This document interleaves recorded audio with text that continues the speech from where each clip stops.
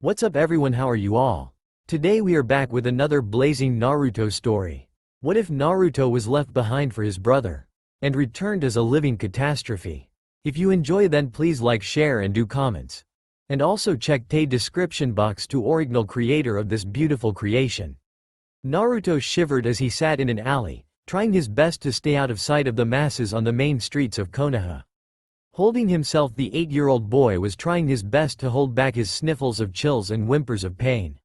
He had just barely managed to scramble away from a beating some of the adults were giving him, his body showing many bruises, scrapes, cuts and few telltale signs of something broken and damaged under the skin. Wiping away the blood from his face with his dirty shirt, H tried to stay silent. He didn't understand it. Why did he have to suffer like this?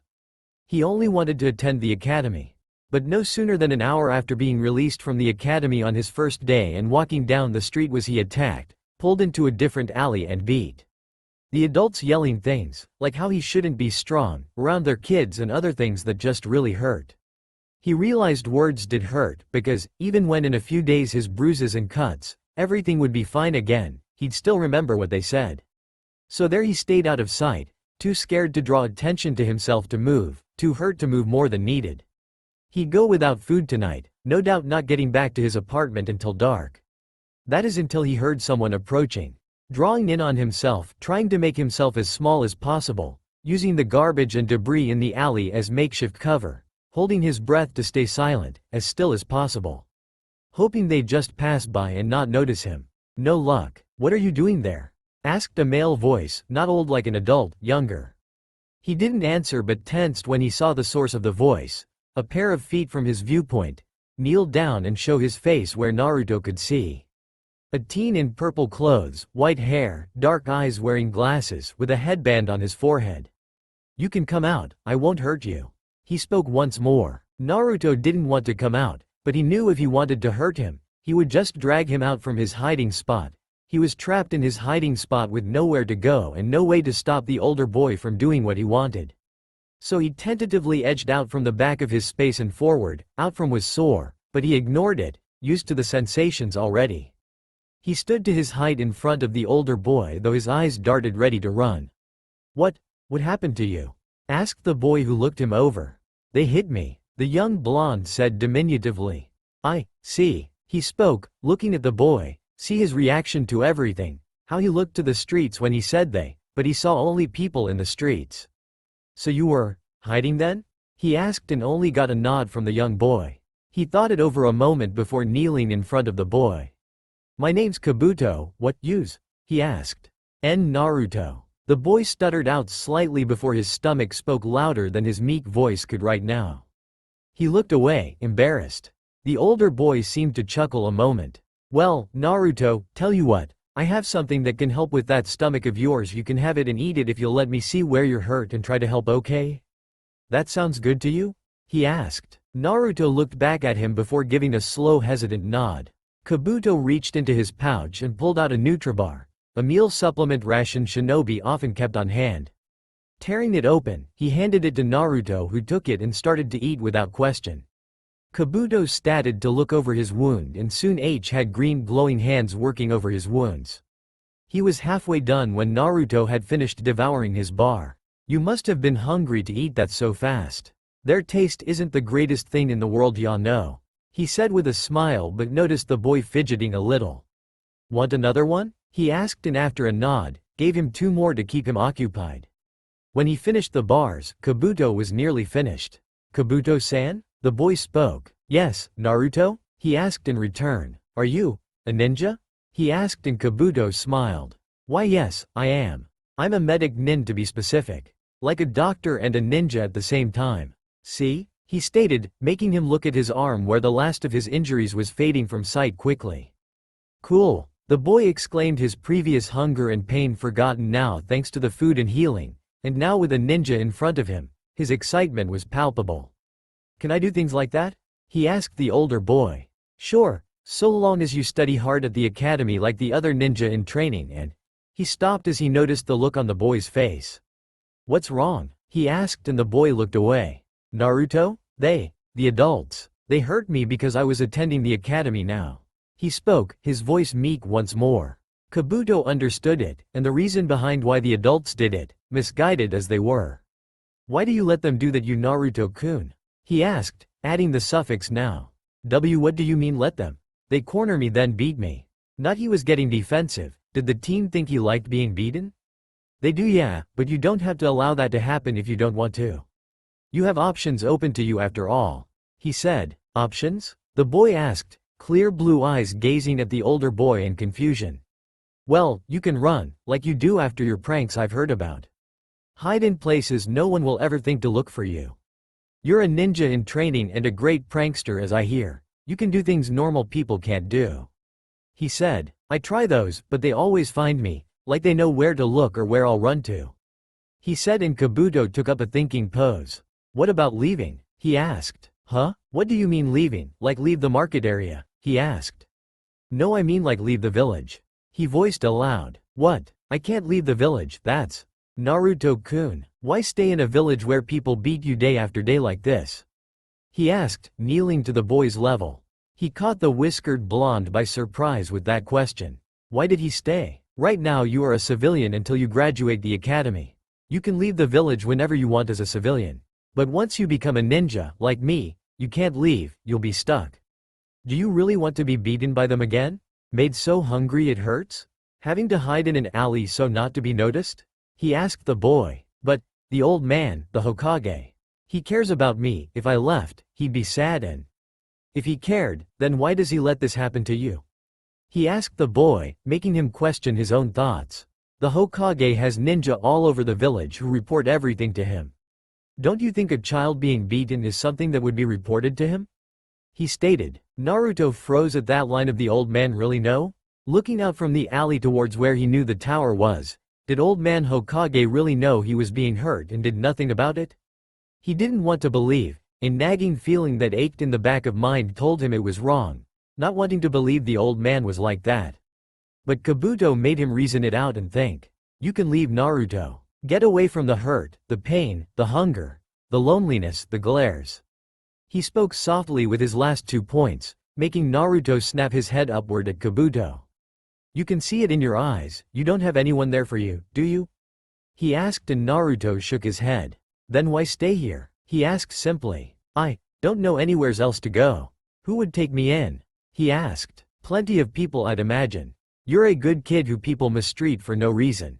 I bet you'd find a family outside of Konoha willing to take you in. Do you want to leave? Go to another village or town, find a family that might take you in? He spoke, and Naruto didn't respond for a moment. My dream was to be Hokage. If I was Hokage, then everyone would respect me and acknowledge me. He spoke softly, looking at the ground. Do you have to be Hokage in order to get respect and acknowledgement? He asked the boy. That's a position, a title, for a person people will follow because of their achievements and power. So if you can be as strong and do things like the Hokage, would people respect you and acknowledge you then?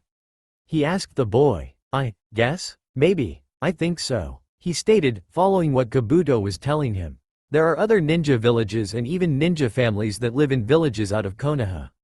You don't have to stay here to do all of that. If you want to stay knowing all of this now, that's your decision.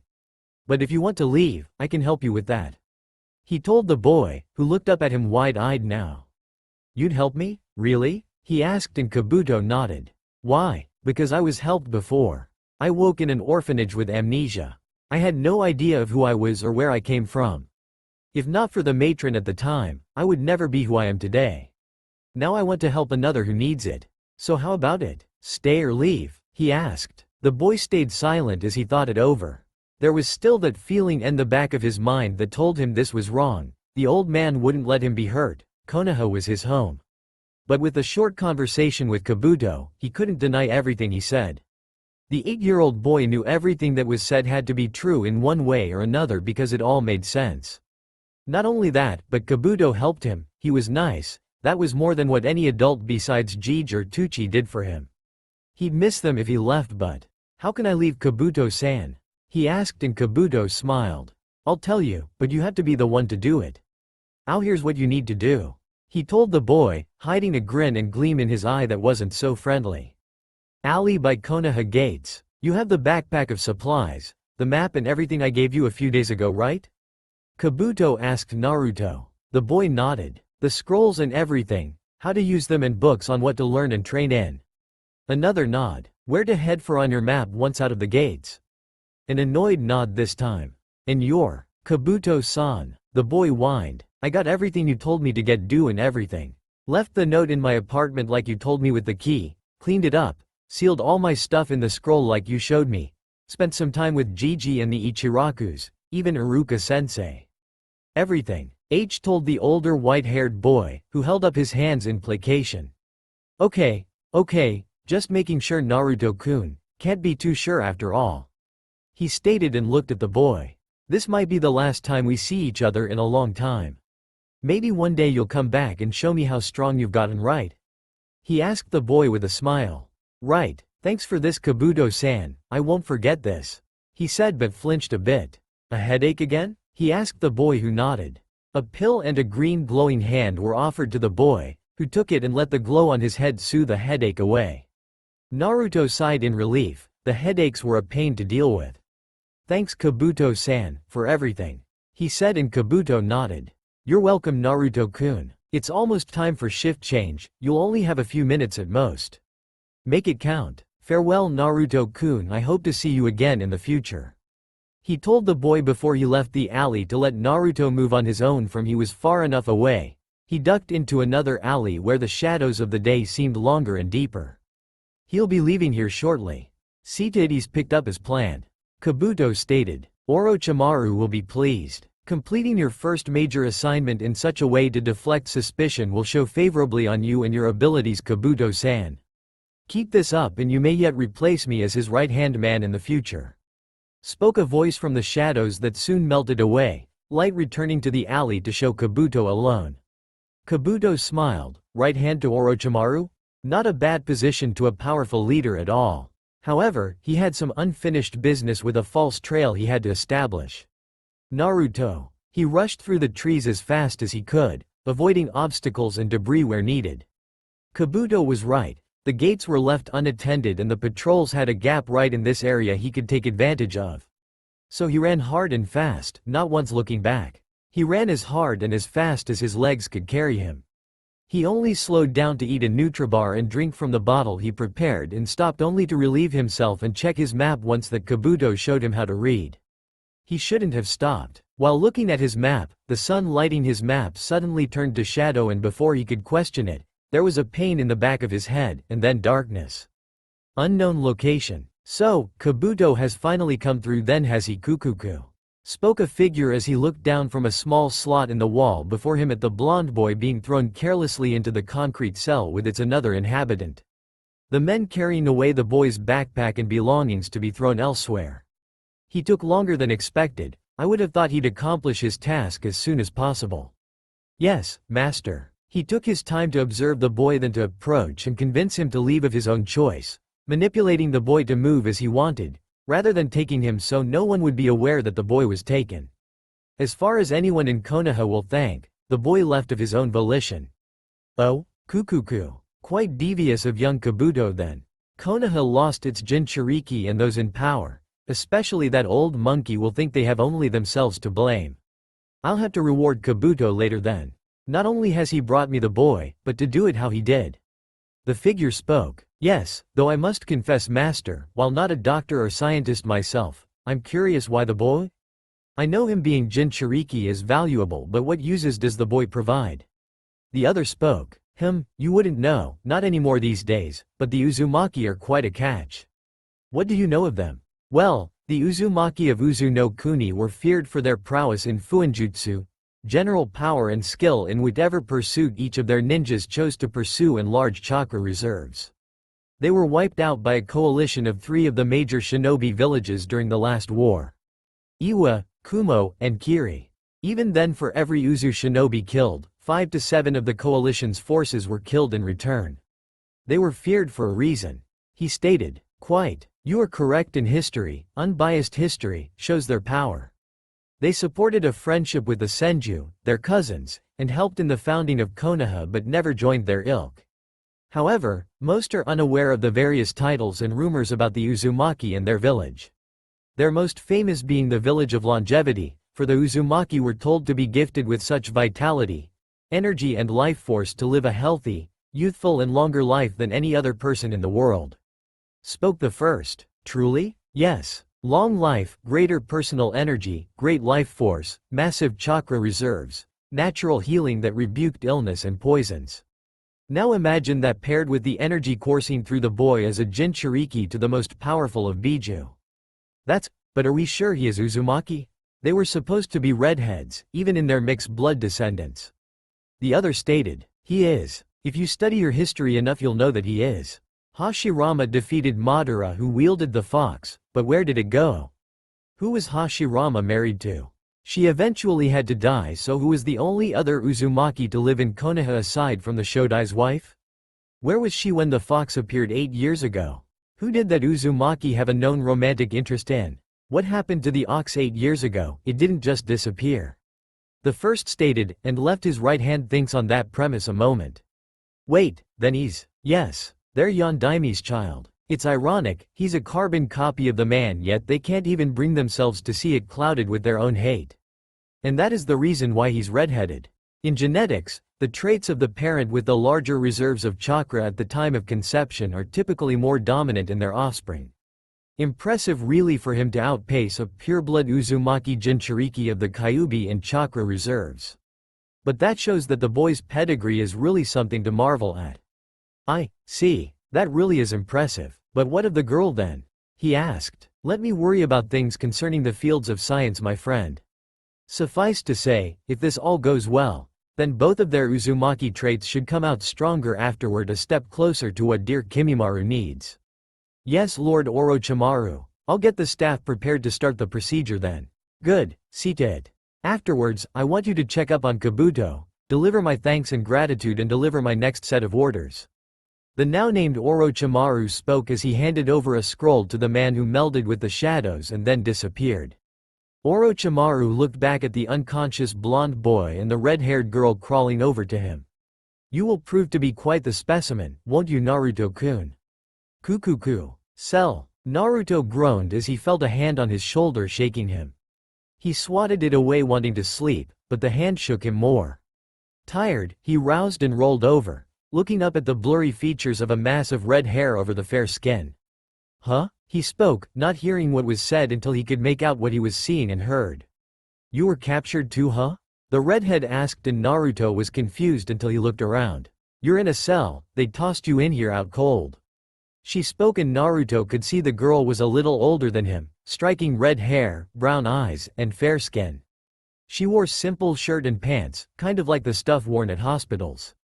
Captured? What? No, I was running away from my village. I stopped to check my map and then I don't know. I don't remember anymore from there. He said, holding his head. You were probably found by one of the sick fucks and knocked out, seeing as you're here now. The girl spoke, drawing away and bringing her knees up to her chest. The pasty-skinned fucker will probably be by later to bite you so you can get one of these. She said, showing the back of her neck where a 3-hooked-like mark was. My advice, when they come, don't fight it. Fighting only makes it worse. She warned. What? No, I can't be captured. You are. Now stop babbling. They're coming. She spoke resigned when suddenly their cell filled with a white smoke. She laid down and took a big breath before closing her eyes. He panicked and started to breathe rapidly as he got up and ran to the door, but he didn't make it 3 steps before he lost strength and fell face first, out like a light. Another room. Orochimaru watched as the boy and the girl was restrained to tables and hooked up with various tubes and machines, while careful not to damage the seal arrays he placed onto either of the two. As soon as the drug flushed from their system, the procedure would start. We're ready to begin, Lord Orochimaru, spoke one of his scientists. Begin. The scientist nodded and turned on the machines initiating the procedure, while another interfaced with a seal array that connected the two from their tables to an altar. The seal array glowed and then one could clearly see the seal array on either of the two glow blue and spread like water from them, to the table, following the seals along the floor to the altar and up, before mixing at the central seal and spread back to their bodies. From the tubes flowed blood, which filled a reservoir in the machine connecting them both, and flowed again from the machine to both of them, creating a cycle of blood flow between them. The machine adding a chemical solution to the blood in the reservoir before it flowed back to the test subjects. A blood and chakra combination-based therapy. Lord Orochimaru, the enrichment therapy is proceeding and no noticeable rejections thus far. You were correct about them being compatible, the scientist stated, and Orochimaru chuckled. Of course, now to see how far the therapy can go. Tell me, how long do you estimate would be good to keep up this therapy? Blood treatment is your area of expertise after all, Orochimaru asked. Hooked to the machine with the chemical, no more than an hour.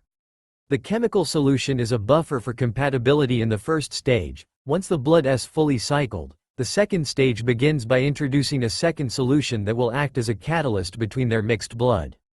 After a full cycle of it, we introduce the final stage, a new treatment using something we've developed that will essentially share their genetic traits with one another and activate recessive traits and enhance them. Of course, all of this will have to be done over several sessions, increasing the doses each session, but better to take it slow so not to waste resources. The Uzumaki are hard to find as is. Which is also why we're doing the chakra counterpart to your treatment as well. Their chakra will recognize their blood and be more willing to accept their containers and vice versa with the blood. Not to mention it should enhance the overall process as well, expanding their chakra reserves and increasing the quality of their chakra. Orochimaru spoke, already seeing the girl tremble. She will have it harder first. Her coils have to adjust to a Jinchuriki's chakra in both sheer quantity and quality. It'll be easier when she can access the level 2 state of the curse mark and experience its change in chakra. Indeed, Sakin and Yukon results show a change in their physiology after experiencing the level 2 of the curse mark, so having a Jinchuriki's chakra in her will have some interesting effects to look forward to when she changes. The scientist stated, looking to see the boy now trembling. The boy is showing signs of the blood and chakra now permeating his system. Good. Keep me apprised, doctor. I want them healthy and clean at all times. Like you said, they are a precious resource and I'll not have them sullied. If anyone dares touch them, have them executed and displayed. Continue with the sessions you have planned for today, and give him his number. Yes, Lord Orochimaru. He spoke as the snake-like man left. The doctor turned and smiled at his two subjects. I really do look forward to your results. Depending on your success, you may yet well prove my theories and be used as the basis for future developments. The man said with a sadistic smile. Naruto. He woke up long ago, but he couldn't speak, a gag in his mouth prevented such. His arms bound, he couldn't move. He felt both weak and strong, nauseous and perfectly fine, hazy and clear-headed. He hated this. He wanted to go home. Yeah, Konoha was home. But he couldn't. He made his choice now. He looked to his side and saw the girl from before. He still didn't know her name, but she looked at him, bound the same as he was, and just shook her head. He understood, don't fight. But he wanted to, by any gods that be, did he want to. But he couldn't move against his binds, couldn't make a sound past his gag. Nothing. Laying on the table as the adults in white coats walked around the two, he breathed and struggled. They just glanced at him before moving on. He could feel his mind fading. He tried to resist it, but the darkness was edging at the outside of his eyes, closing in, and then darkness. He kept fading in and out like that for a long time, still fixed to that table. The only time he fully regained his mind was when he was back in the cell with the girl, 2 trays of food and drinking waiting for them. What do they want from us? He asked finally when he had his voice back. Don't know. They never answer any questions, and the pasty-skinned fucker just laughs that weird fucking way and says I'll be useful to him. Before you came I was forced to keep eating, fighting, training, take pills, get shots, everything before he bit me, and I got this fucking mark. Now, whenever I get mad these marks spread all over my body until he put another mark over it. Then you fucking show up and everything changes. So they're just using us? He asked, crawling over to the second tray of food, starting to eat. He didn't know what else to do and he was hungry. Yeah, don't know for what. I feel stronger though. You? She asked. I don't know. I was just starting at the academy before I ran. Oh, for fuck's sakes. No wonder they told me to train you. Huh? Someone came to the cell after I woke up, told me to start training you in what I know and whatever scrolls they drop for us. Told me they expect us to both be strong for whatever plans they have for us. She said, but I don't want to be used by them. You got some way of escaping I should know about then? She asked, looking at him expectantly. No, didn't think so. Trust me, you want to keep your head down and obey, it's easier. If you fight they torture your ass. You wouldn't last long, she stated, scaring the boy a bit. She sighed, looking around their cell. A sink, a toilet, shower head with a drain under it, 2 mats for sleeping at the far end, breathing holes and damn thing else aside from the door with the tray slot. It wasn't a small cell, clearly, they expected them to train, evident by the various bars and protrusions from the walls for things like pull-up exercises and the like. A single light at the top illuminating their cell. Besides, you're marked now, like me, so that must mean they intend to keep you, she said, pointing at his arm. He looked at the underside of his left arm, and against the slightly tanned skin in black ink was a number. S317300. Looking at the clearly defined number, he was at first confused, but then he started to feel sick. Marked, like he was owned. He trembled looking at it. He didn't want it, what it meant. He wanted to claw at it, but before he could, he heard the girl speak up. You can't scratch it out. They tattoo it and then use sealing to make sure it stays. Even if you scratch or cut it out, it comes back.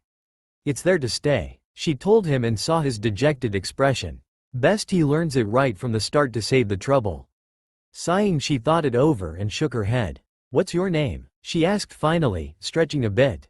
Naruto. Naruto Uzumaki, he stated. To Yuya, she stated simply and let out a breath. Well, come on, let's get started with chakra first. She directed him over to her to get started on the training. It started like this, where she ran him through the basics she knew, quickly discovering he was shit with genjutsu whereas she was talented with it. They were fed often, and despite it tasting like crap, they were never hungry. But no one talked to them. The scientists never talked to them when they woke up on the tables again after the room was gassed. They would fade in and out of consciousness during those sessions of being fixed to the tables, then wake up back in the cell feeling stronger. Their world was only of that cell or begin strapped to those tables, and no idea what was happening outside of either. Scrolls were dropped into the cells, where she would read first and they'd learn together. She taught him to read and write with what they could, using water from the sink like ink on the concrete. They quickly lost any sense of privacy since the cell had no walls for the toilet or the shower. Clothes was never an issue as they usually woke up in new clean scrubs. He stopped being freaked out over it the first few times, he had no control over it anyway. She also told him to fucking deal with it, about her using the toilet or shower whenever she needed to, or him. Though she had to explain the greater differences between girls and boys that he didn't know yet, much to his embarrassment and her frustration. He could only describe their time down there as a senselessness of time. No way of knowing how much had gone by, or what time of the day it was. The only indication any significant amount of time went by was that he was getting taller when he noticed it wasn't as hard to reach for a high part to do pulls-ups, or that he was filling out his sleeping mat more than before. The scrolls kept coming over all subjects, even mundane things like math and history, to Yuya cursing up a storm about those things. But Naruto found some solace in those scrolls, they were a nice distraction. The training was good, they were getting stronger, but they couldn't learn anything really strong since they were prisoners obviously. The sessions on those tables kept occurring and he didn't see any indication of it stopping. It was almost a comfortable pace once whatever they did to them on the tables stopped being painful and weird feeling. But then things took a turn when Yuya wasn't in a cell with him after one session.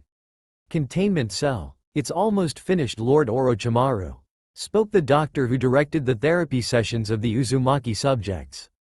Goods. Looks like your modification to the mind awakening pill will prove beneficial to young Yuya should this work, spoke Orochimaru. It should. Having been undergoing the therapy for months now has certainly rendered results. Expansion of her chakra coils is more than anticipated, her natural regeneration has heightened. Physical limits have been approached and broken several times according to observation of their training sessions shows. Natural talent has come through.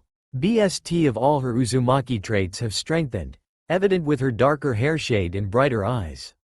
The standard Uzumaki traits, the doctor spoke. Indeed, she has come quite a way. It also helps their food is rich in everything their body needs, also containing a host of supplements and chemicals to stimulate their development and growth, along with treated air and water.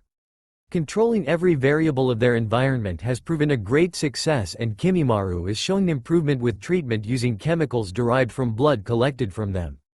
Orochimaru stated. Indeed, the boy shows improvements of his own, but curiously no change to his visible physical traits aside from general growth and strengthening.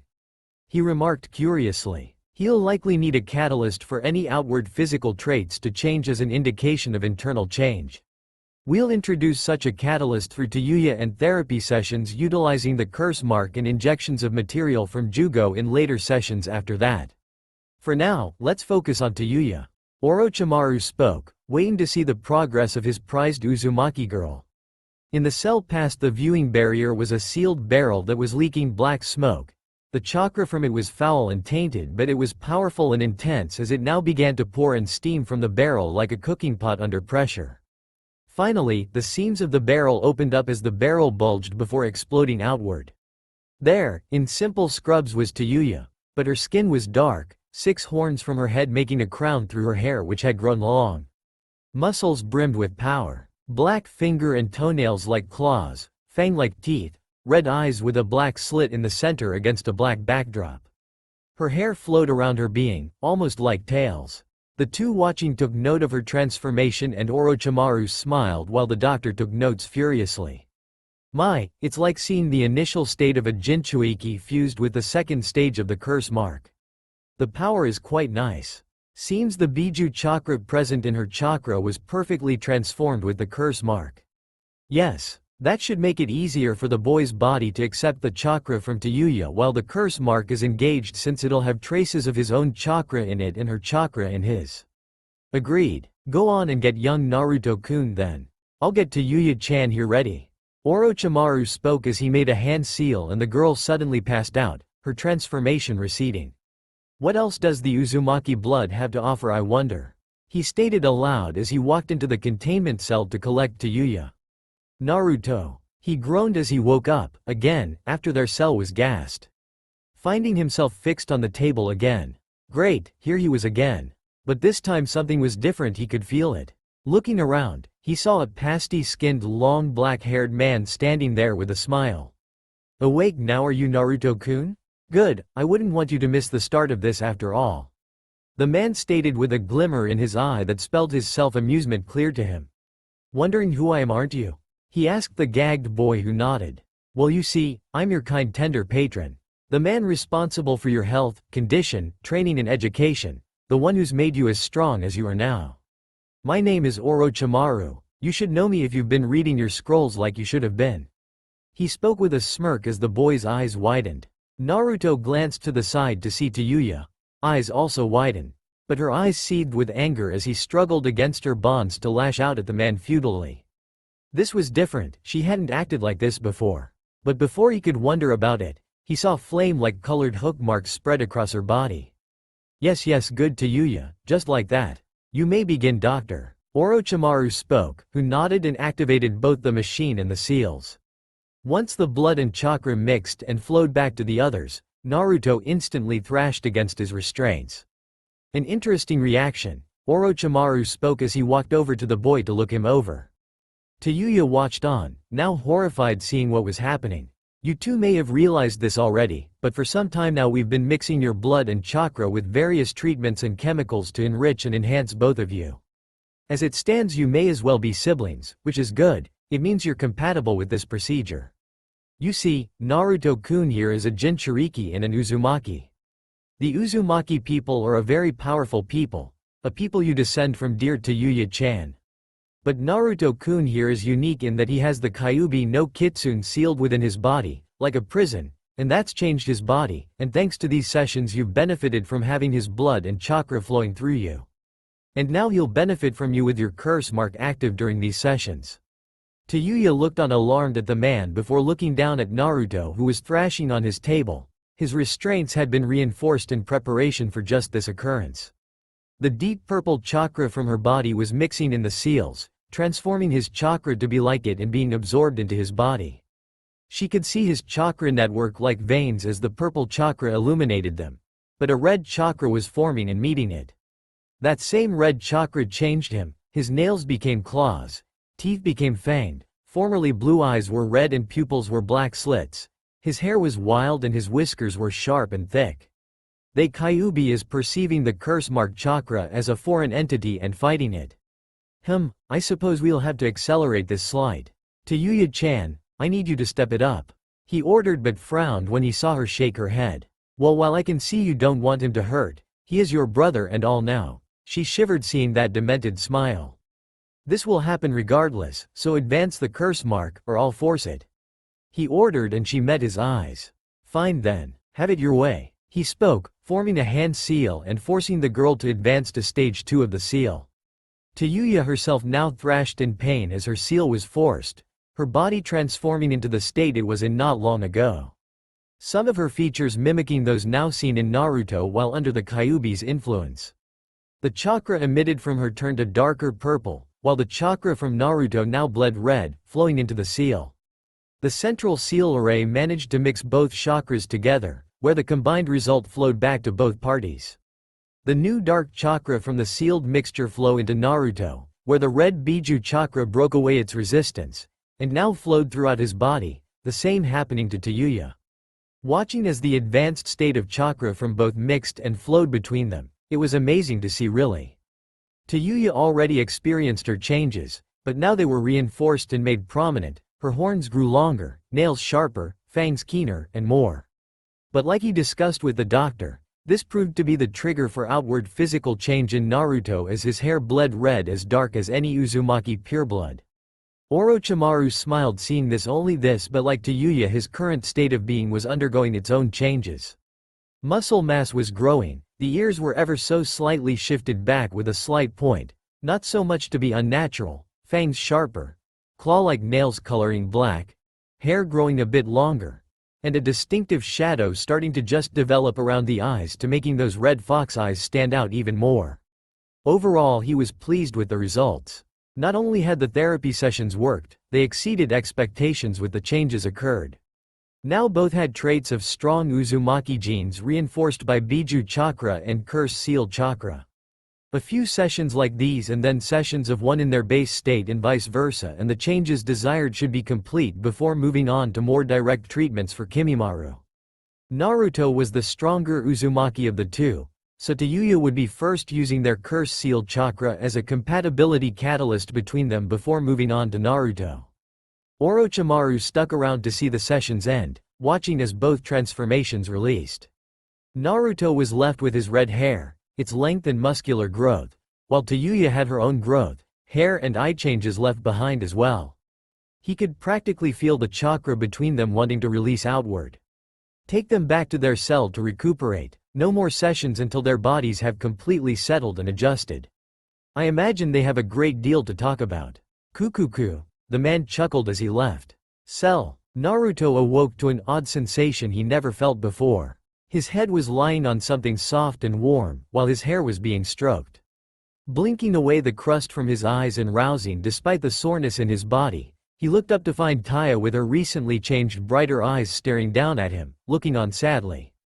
Yuya? He asked her, concerned.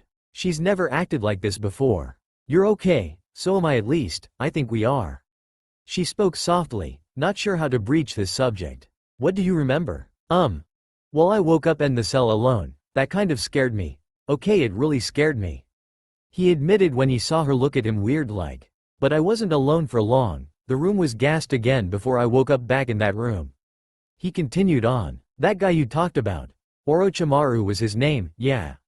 I remember him. He was the one responsible for all of this, what's happening to us. That's right, but what do you remember after that? After that? After that, I don't know.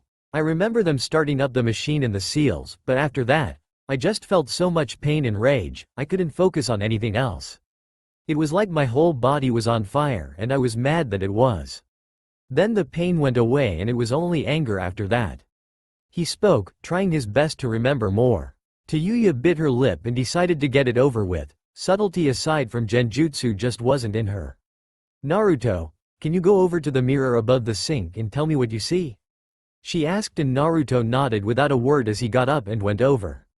What he saw shocked him, his hair now came down to his shoulder and was as blood red as Yuya's nose. His blue eyes now had a slight shadow around the eye sockets in the skin that made them seem like they were piercing his soul.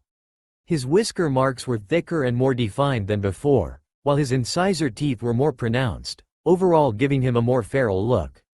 This session was a hard one, and it changed you like it changed me. They made me advance my curse seal to the next stage. But the bastard made me use it during the session to make it harder for you. She spoke softly. Naruto turned to her, moving over to her, before pulling her into a hug, holding her. It's not your fault. If anything, I'm kinda happy. I got red hair like you do now. He said with a smile that made her smile a bit before she remembered what the snake bastard said. Naruto, there's something else the pasty-skinned bastard told me. These sessions where our chakra and blood has been mixing, it's changed us, enriched and enhanced us to make us stronger. But the bastard told me it could only work if we were alike. Turns out I'm an Uzumaki, and the sessions have basically made us siblings. She said, watching as the boy looked at her with wide eyes now. Naruto? She asked worriedly. So that means you're a sister, to me? He asked. Hope he didn't dare to have in his voice. Yeah, I kinda am I guess. Not just cause of how we are, but in blood now if what he said is right oomph. She was cut off as Naruto pulled her back into another hug. His shoulders trembled as he buried his face into her shoulder. She looked down at the boy curiously but smiled to herself. She supposed she could live with having a little brother. However, there was something else she needed to tell him now. Naruto, there's one more thing. You remember when you told me of how things were like for you back in Konoha? She asked and Naruto nodded. I think I know why now. The bastard told me about you, something I guess was kept secret, but it makes sense with everything I know about you. What do you know about the Kyuubi? She asked, receiving the same answer any Konoha Academy student know. That story's wrong, Naruto. I can't say this gently, so I'm just going to tell you. Orochimaru said you were used as a prison. The Kyuubi was sealed into your body to act as its prison to stop it.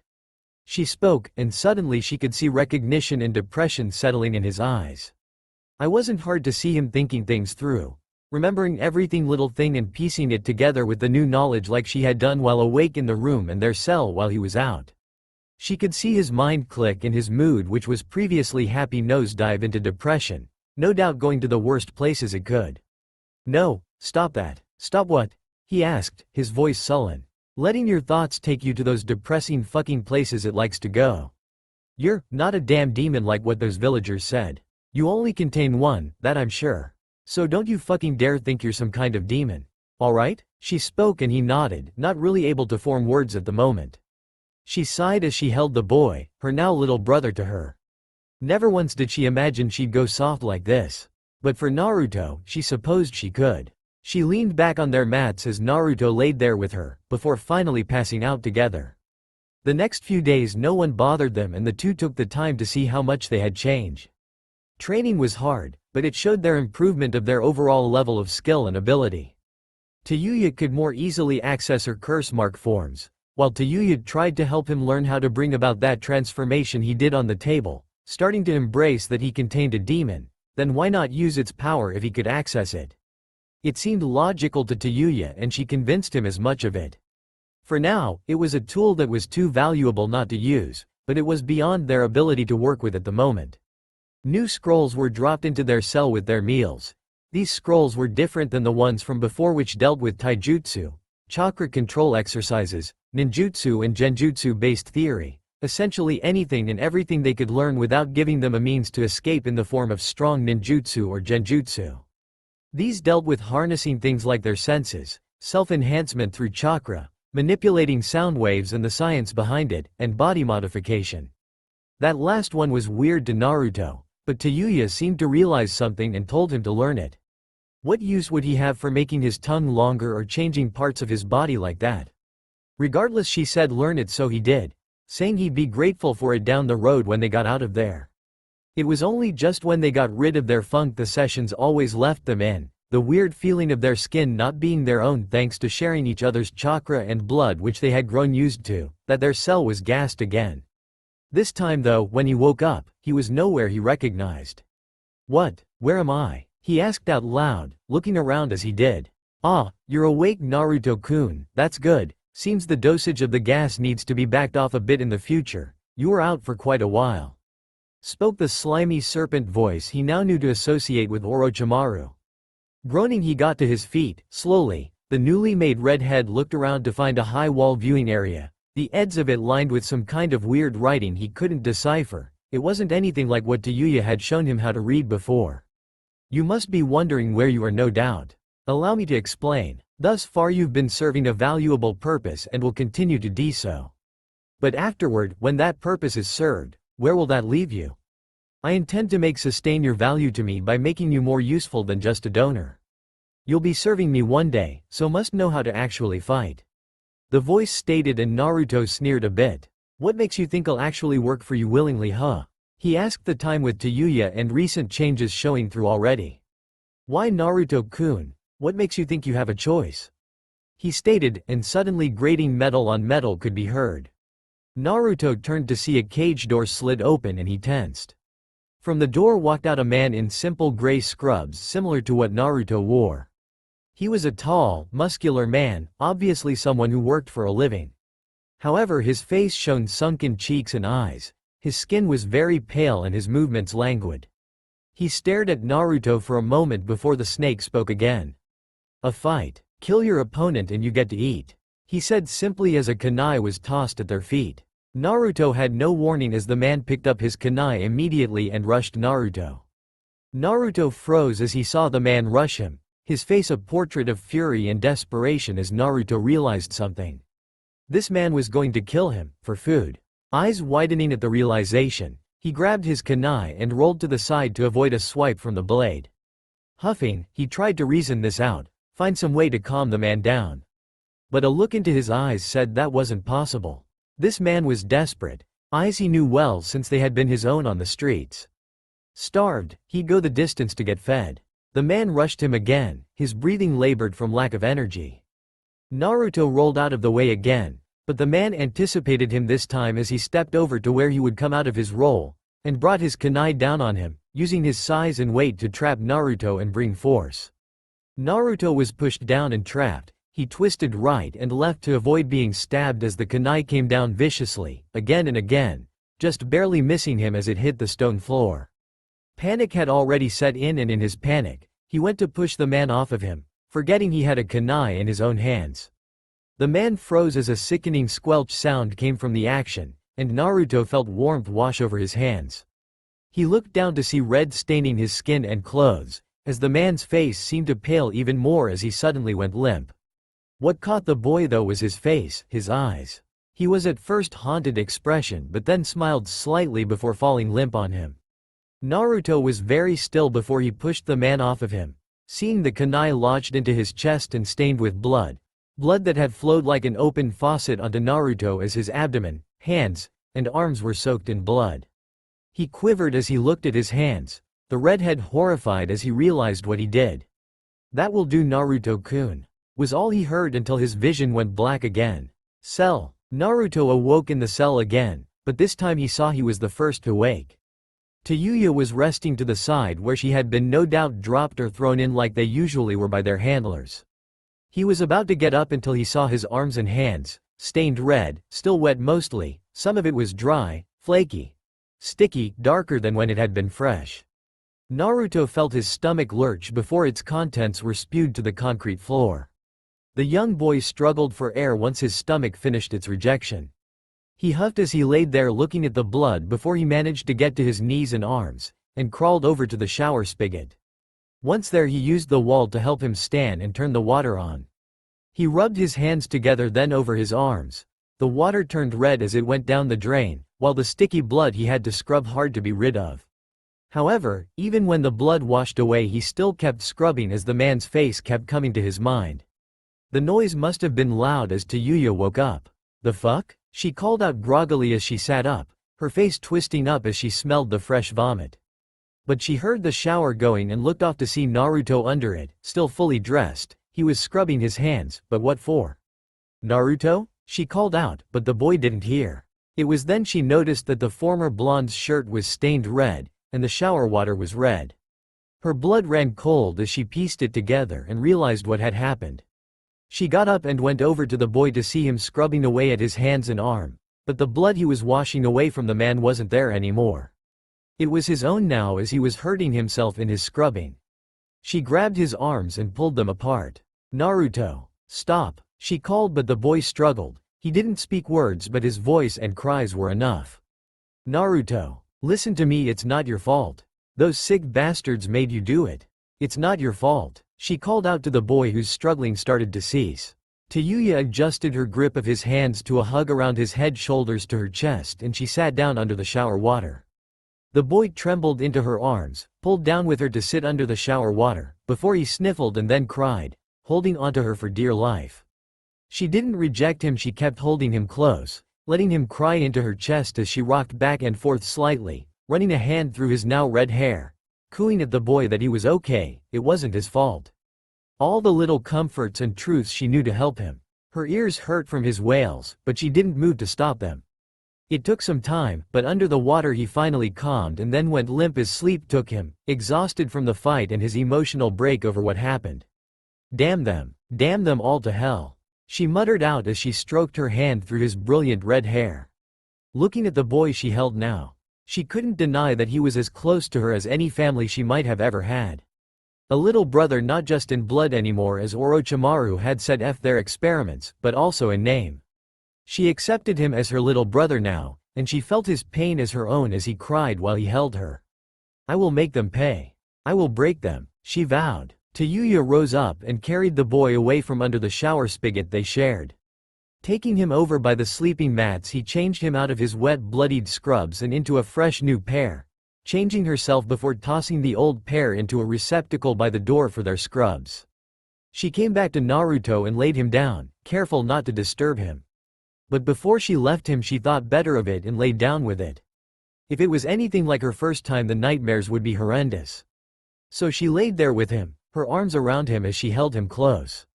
She was proven right as the nightmares came, but she stroked his hair and cooed into his ear every time he awoke from one, sending him back to sleep. The days following were hard for the boy, as to be expected, but Tayuya helped him to reason out and come to terms with his first kill. She didn't want to think of how it'd turn out if she weren't there. It helped to distract him from remembering what happened, though the only thing they could do was train and talk, so they did both. She realized he'd be made to fight more from there on, and thus that meant killing too. So she was preparing him as best she could for that. Sparring, knife drills with a knife hand posture, taijutsu, everything they trained in and reviewed. Even going so far as to turn out the light of their cell and use the darkness to train his spatial awareness and other senses aside from sight, especially hearing. Proven right again, Naruto was put into another fight and had to kill again. This time he was better prepared, and like Tayuya taught him, don't think about it, just get it done, then afterward reason it out why it happened and assure yourself it had to be done. More fights would follow, more death. The surplus of training with Tayuya helped him immensely as he got better at applying what he had learned. If only to make tea quicker.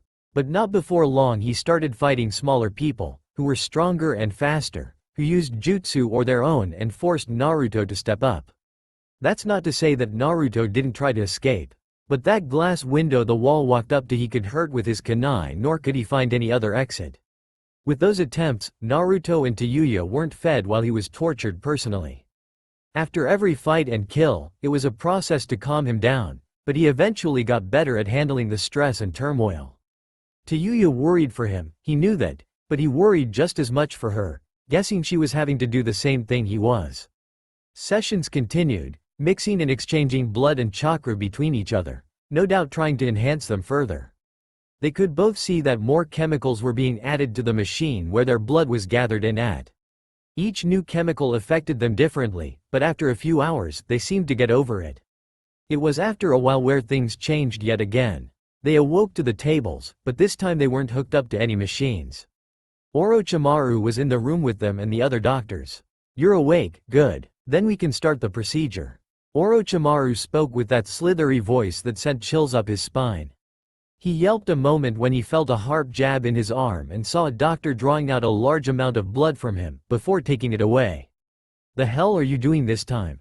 Tayuya called out, and the pasty-skinned man smirked at them. "What I originally did all this for.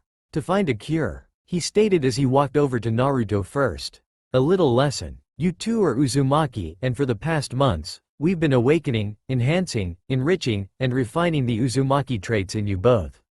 Now you are at a stage where those traits can be put to use. Such as, he stated, jabbing Naruto with the syringe and injecting him with the clear liquid. Infecting you with sicknesses, virus, and diseases to fight them off and build up antibodies, which we can then use to synthesize cures. He stated with a smile, though left out the who or the what. You bastard. Tayuya shouted, looking over to Naruto, who was starting to thrash as his skin seemed to itch all over and burn. His body trying to furiously fight off the invasion of the disease injected into him. Oh, don't worry, you'll be joining him. Now settle down or I'll give him a double dose. He stated, and once the girl calmed, he injected her, who soon started to undergo the same process. Satisfied, he left the two to their misery to allow their bodies to run the course of combating the disease. The two thrashed for hours as their own bodies was putting them through pain to fight off the disease, which was virulent, to say the least. Eventually, they both settled and their bodies processed through the disease, killing it off and producing the antibodies they wanted. They weren't aware of when they came in and collected blood from them, but they took a lot, adding to their weakness of fighting off the ailment and then losing so much blood.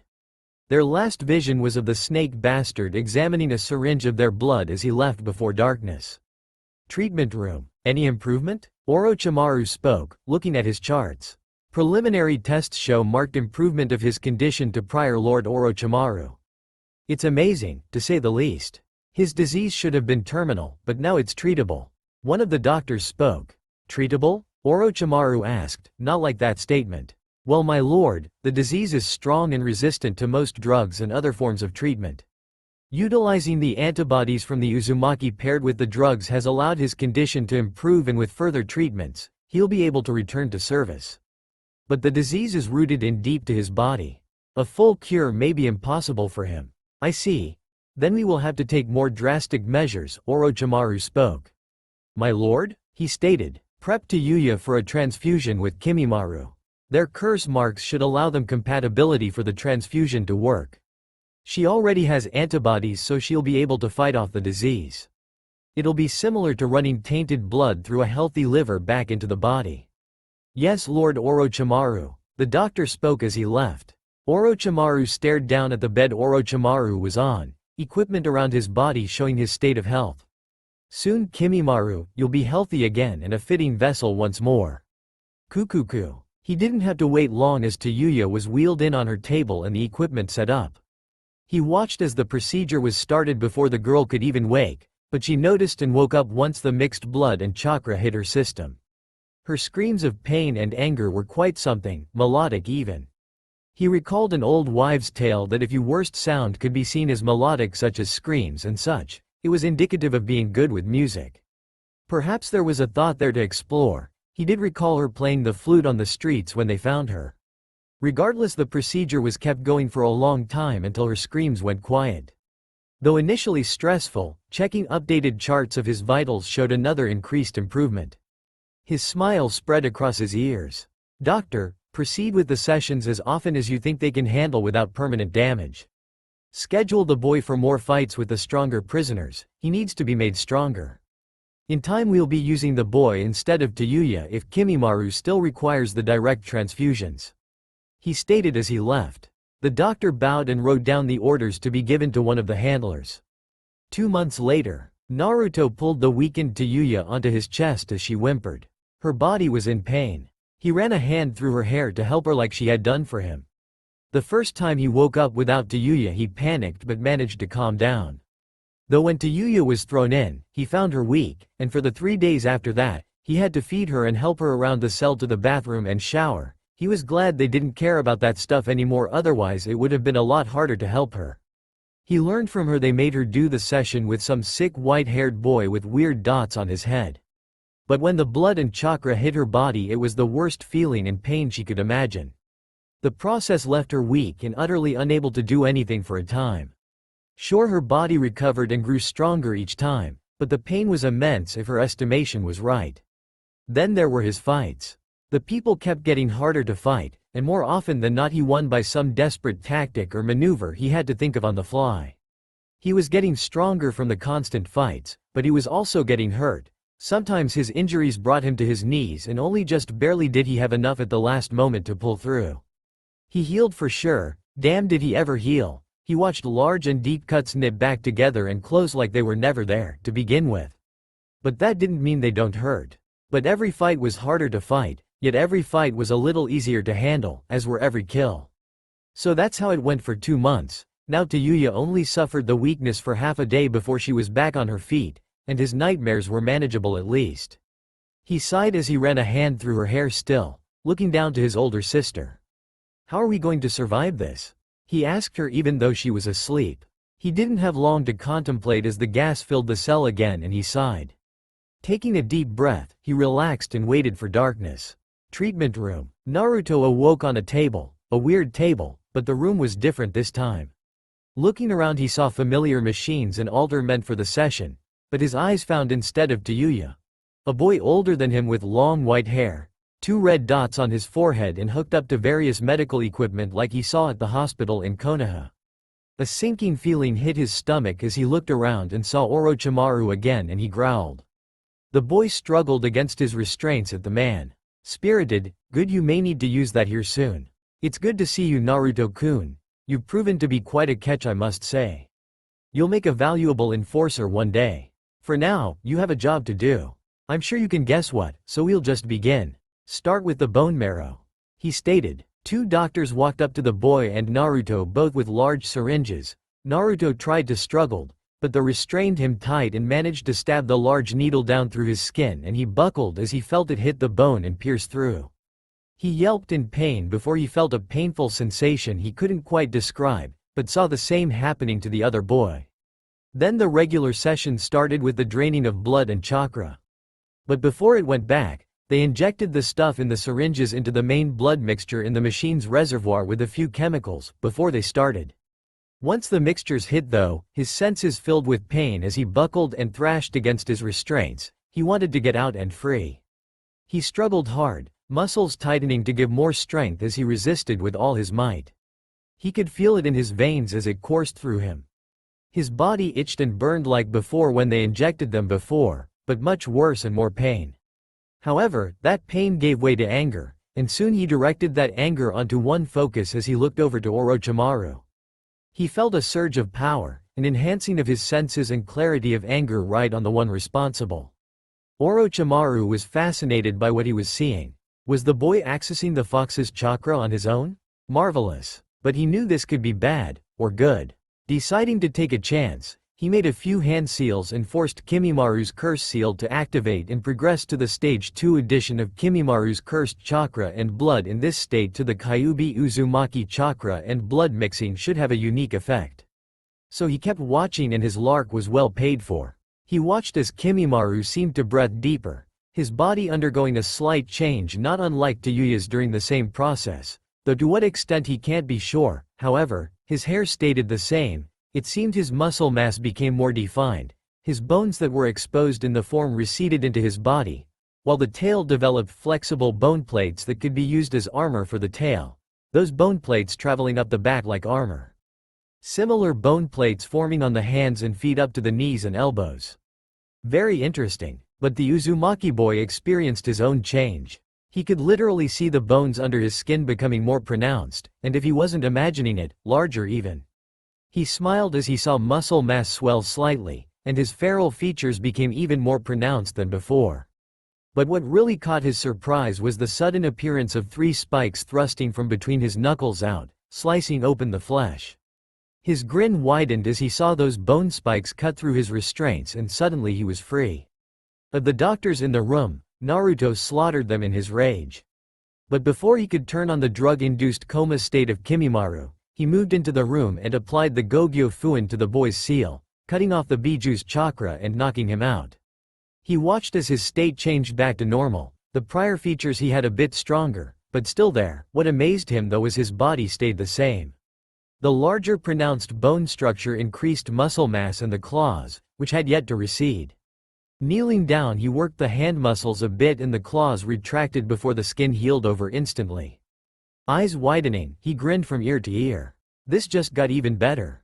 Picking the boy up, he took him to another lab where he proceeded with taking as many donations from the boy's body as possible and with no shortage of glee watched as the taken donations were healed back to normal as if never taken.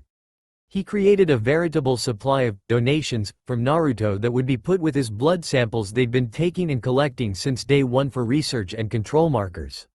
You really are full of surprises, dear Naruto-kun. I will make you my strongest enforcer. Who knows, if we can take care of that damn Biju, you'd make a perfect vessel of your own. He whispered to the boy, running a hand through his hair as he looked down at the boy and chuckled to himself under his breath, proceeding with the rest of his donations from the boy. Cell. Tayuya was pacing the cell, worried as all hell now. This wasn't right. Naruto was usually here and awake before she was nowadays, and it was supposed to be her time for the next session. She just had to stay calm. He was probably in a really tough fight, or recovering after his fight. They did that in really bad injuries. Was he so injured that he actually needed to be treated? Her worry just increased as she started to bite her nail. Her worries eased when the door to their cell was opened and she saw the boy tossed in. Eyes widening, she ran to him to check him but gasped when she saw him. He has changed again. His face looked more pronounced, but his body was what was truly different. His bones, she could see them almost as clearly as she could the first day she saw him, but it was different, not as if he hasn't eaten, but like his bones were almost bigger than what his body could hold. And as if to compensate, his muscles were bigger to hold it all. Hell, he was even a little taller. The changes weren't that big of a deal, it's what caused the change. Gritting her teeth, she pulled the boy, who was heavy now, into a hug as she leaned against the wall. They were supposed to be using me still, she muttered as she held the sleeping Naruto. However, she noticed something and looked down. She had seen his seal before during training, but now it looked different. It looked like there were 5 outer marks around it. That bastard messed with his seal. The hell are they trying to do? I'm sorry, Naru. I'm so sorry, she muttered as she rocked back and forth with the boy. Treatment room. The mess had been cleaned up and now they had just taken Kimimaro off the drugs that were keeping him in a coma. When Orochimaru had backed off of the cursed transformation, they were astounded to see the immediate improvement of his condition just with their eyes. His body returned to normal, he had more color, breathing was good. The instruments showed drastic improvement, and as far as they could tell, the disease was no more. Pulling the last of the tubes and sensors off his body, they gave him an injection to neutralize the other drugs in his system and waited. Soon enough the boy opened his eyes and slowly sat up, flexing his hand and stretching a moment. How do you feel? His lord asked, and Imamaru looked up at him. Ready for orders, Lord Orochimaru, the boy stated as he stood and bowed. Orochimaru smirked and nodded. Your quarters are still open. Return to them, rest in your own bed and wait for further instructions, he stated. The boy nodded and left. Remarkable, spoke the voice of Orochimaru's right-hand man. Yes, an unbeatable disease defeated by 2 Uzumaki, Orochimaru spoke. My lord, what about the 2 Uzumaki? The girl ha the curse mark, and will be up for your sound squad, but what of the boy? He is Jinchuriki and the Biju would interfere with the cursed seal, no doubt. The man stated. Indeed, we'll have to find another use for him. His regenerative capabilities are just too great not to use. I had thought to make him one highest enforcer, but what are your thoughts? He asked his right hand. The boy will be hard to control, as will the girl. No doubt they'll try to escape the stronger they get. The girl's fate is determined, but the boy. I wonder, what else could be done to him to make him even more useful? He asked his master. You think we should try to change and add more to his body? He inquired. Why not? His healing factor will let him survive any procedure, I'd bet. I'd say you could probably even coat his bones in molten metal and he'd survive. Make his entire body a weapon. Try to see if he can adapt other Kekkei Genkei or any other number of things you can think of. My lord? He asked, seeing the thinking posture he was making. Another reason I keep you around, you give me such wonderful ideas. Your out-of-the-box thinking serves you well as it does me. I aim to please my lord. But if I may, what idea struck you? Remember the experiments of some time back with various metal alloys and trying to introduce them in the dead bone pulse when Kimimaro looked to no longer be viable anymore? He asked his subordinate. Why yes, but those turned out to be failures due to the disease, incompatibility, and rejection of the alloy bonding to the iron in the blood of the subjects to graft with the Kekkei Genkei. But what is this? You intend to do the same to the Uzumaki boy? He caught on and his lord nodded.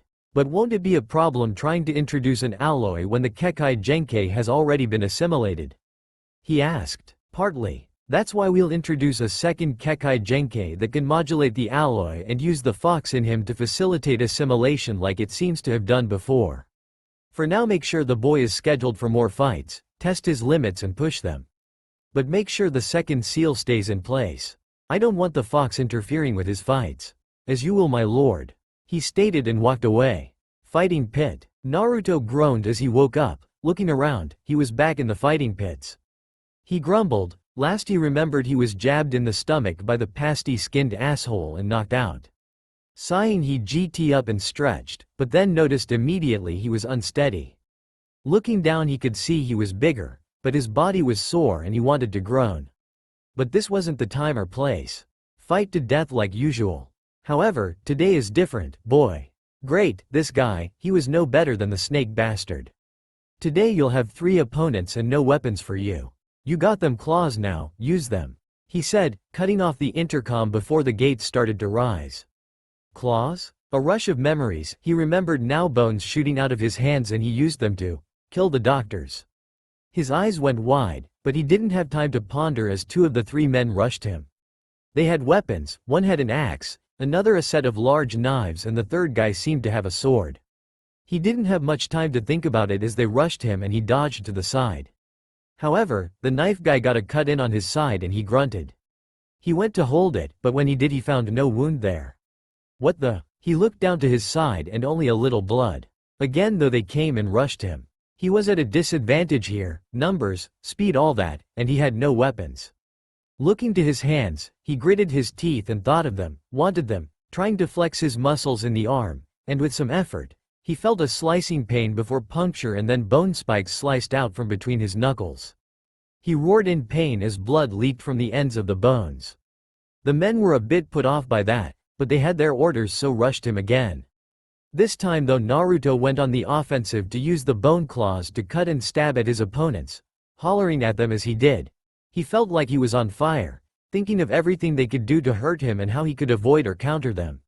His muscles constantly twitching with intent to react at a moment's notice as the world seemed to slow down almost. Handling the 2 was easier when he fought back, but now the swordsman stepped forward. Naruto tore off his shirt, ripped, cut and bloody, but no wounds on him anymore to indicate as such. Bringing his new claws up to bear as weapons, clumsy as he was, he faced off with the swordsman. The 2 circled each other but as the man adjusted his stance, Naruto saw an opening and took it. However, the stance was aroused as he was run through the middle. When he got in close with his claws, the man just smiled at him. But Naruto, not to be killed like this, shoved his claws into the man's chest, roaring at him as he did until the man fell back dead. Falling to his knees, he huffed and looked down to the sword in his gut. Grabbing the sword, he felt pain but didn't want it in him. So he painfully and quickly pulled the sword out of his body and coughed up blood once it was out. Dropping the sword, he went to feel the stab wound but was shocked to feel the wound closing around his finger until he pulled it out and felt it again to feel it was gone. What did they do to me? He asked out loud but didn't have much time to sit on it as he heard more gates opening. Getting up, claws at the ready, he took a breath and raised his new weapons ready to fight again. Thus this became the new routine. No more sessions as they felt they already had what they needed. Now Naruto was the main focus. Constant fighting. Some days he can't remember how long he'd spent fighting, or how many wounds he got. He quickly learned what not to do and where he could allow. But Tayuya bashed him over the head if he ever got lazy. She had him working out more in their training, using her body as extra weight like push-ups and all that, while she did the same with him. Training continued as normal, but both were fighting constantly. Scrolls were dropped into the cell again. Apparently tips on taijutsu and even a flute for Tayuya, who became ecstatic over having one again. He loved hearing her play it, sometimes using it to lull him to sleep on some of his harder nights trying to sleep. Tayuya helped him with his taijutsu, controlling his body and trying to adjust. The recent wasn't that much bigger than before, just noticeable. Training was harder thanks to the damn seal. He had to rework all of his chakra control again. This routine though would change when he was put into the fighting pit, but no opponent came out yet. Oi, what's taking so long up there?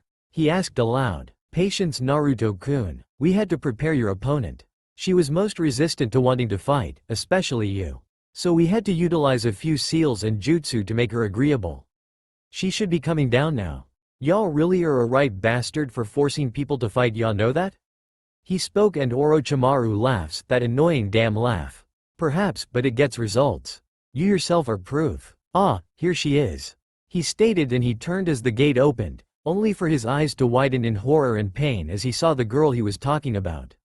Not her, not here. You bastard, what the hell have you done?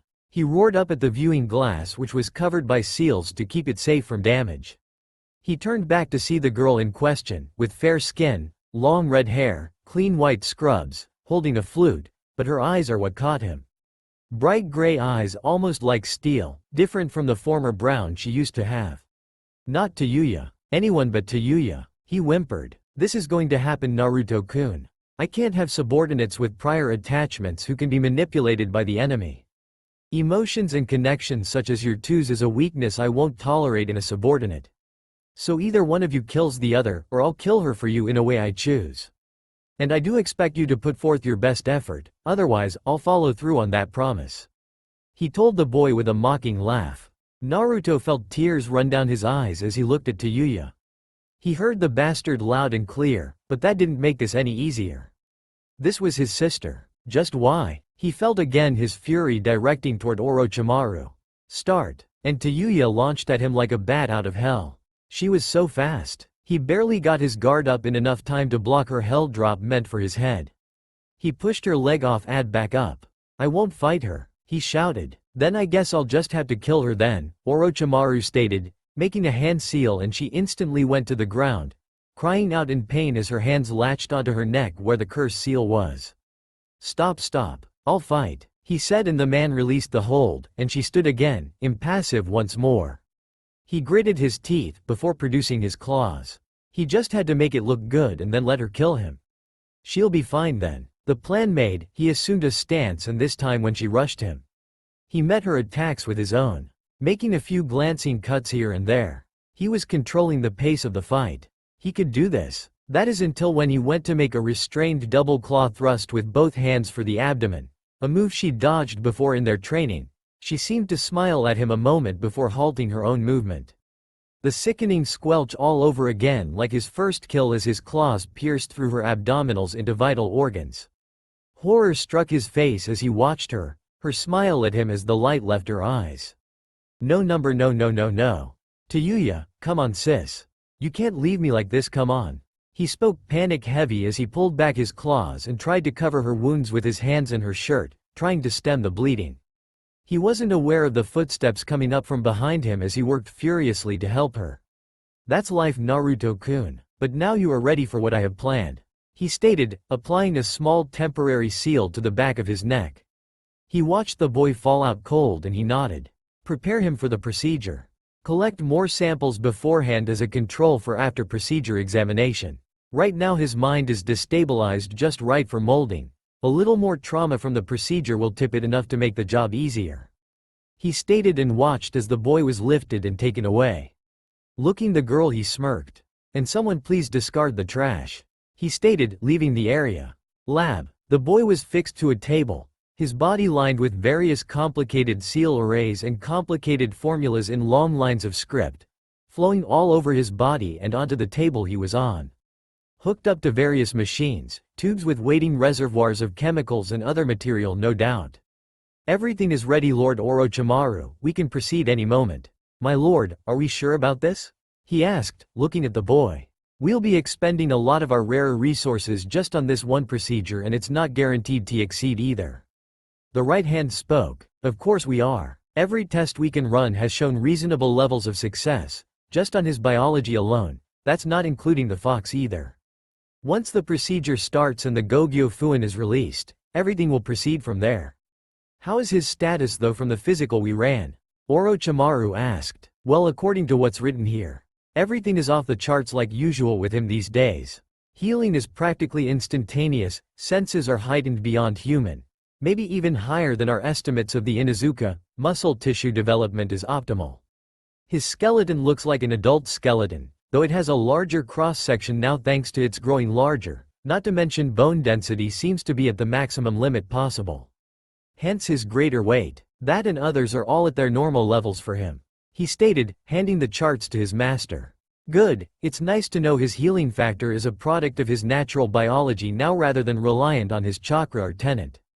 Also, I have to say, that is a wondering idea you had for shaping and sharpening the boy's claws. He said to his direct subordinate who waved it off. It was nothing, Lord Orochimaru. But I had to ask, wasn't it a bit much making them double-edged and as sharp as obsidian razors? He asked his master. No, if this proceeds like I assume, it can only work in his favor. I assume our material is also ready? Yes, my lord. The highest grade of chakra conductive steel we can get. That black receiver rod you got while you were in the Akatsuki. A sliver of the metal from Kabikirabocho and a scale from Samahata. These are all of our samples of these materials, my lord. Are you sure this will work? If it doesn't, this will be one major waste. It will. We're pairing blood from a magnet release user to blood from a steel release user. The two deal with metals and their combination under the assimilation of the Kyuubi's chakra will graft the materials to his body successfully. Funny thing though about steel release. It doesn't actually involve steel. It uses the naturally occurring iron in the body and replicates it throughout the body to produce the metal skin. Tests showed it does this with any metal present in the body, so it's better to be called metal release instead. And it's part of the reason why we're using all of our rare materials. Then if his body in the procedure can amalgamize the materials into a singular alloy that his body can produce, we'll have a ready stock to just take from as needed and he'll heal it back from anything we take. Exactly. Now the solution is breaking down the metals into a liquid solution for the injection phase. We best get down there for our parts, he stated, and they both walked down to the main floor of the lab. Checking the various equipment, seals, and markers, he nodded and looked to his staff. Begin, he stated, and it was a flurry of movement. The injection phase started with injections of various chemicals for priming the body, acting as catalysts and buffers to the other injections to follow. Then followed by blood injections with a second dose of chemicals, and finally the metal solution itself. Nodding, Orochimaru activated the seals on his body and the altar, where they started manipulating everything in his body. Seal phase has done, now it was time for the fox, the release phase. Gogyo Fujin, Kai, he called out as he struck his hand to the Kyuubi's seal, releasing it, and as expected, the fox's chakra shot out like a raging storm covering the boy's body as soon as it was released. Naruto awoke with a start and screams, changing to his initial Jinchuriki state as he struggled against his bonds, but the procedure wasn't yet done. Between the seals and the fox's chakra, all of the foreign materials in his body should be working together now and being absorbed. The procedure didn't last long, but it was intense. It did end quietly though, as he seemed to relax once the seals ran their course, fading as their intended job was accomplished. The fox's chakra receded as well and the boy settled, his breathing normally. It's done, and he's alive. The right-hand man spoke. Yes, he is. But was the procedure a success? Orochimaru stated as he walked around to check on the instruments monitoring the boy's condition. A moment. The man spoke, grabbing a scalpel and putting it on the boy's finger, opening up the flesh to see a metallic sheen on the bone of the finger. A success, sir. It's metal, he stated, and Orochimaru smiled. Good, get him prepped for memory altering then. We need him to be weak of will and mind for better results. Yes, my lord Algae. He grunted out, feeling his lower abdomen punctured. He looked to his side to see a pair of red eyes staring up at him, red eyes with black slits. Looking down, he saw 3 metallic black claws in his gut. The boy tore out to the side, gutting him before cutting at his other restraints. Stop him, one of the doctors called out. But the boy snarled and ran, stumbling a bit along the way. However, he made a good time as he cut through a guard and roared. His double-edged sharpened claws cutting through him easily. He cut a tall piece of equipment that fell behind him, leaking chemicals on the floor. The locked door gave him no resistance as he cut clean through the metal and jumped out. Men went to chase him, but the chemicals mixed, and with contact with the air, caused an explosion which blocked their path. Naruto rushed through the facility, running off instinct alone as his mind fogged with rage, and the Kyuubi's influence just guided him to find a way out. Anyone in his way was cut down and moved past. Any attack he received may have hurt, but new metal skeleton seemed capable of deflecting any weapon they threw at him. He cut through the last barred door and stepped through it, where he suddenly came out into the cold air outside. It was snowing. The boy couldn't recall the last time he had seen snow. But snows from behind made him run for all he was worth, claws ready to gut any who came for him as he disappeared into the wilderness. Meanwhile, back in the lab, the guards were putting out the fire and cleaning up the mess.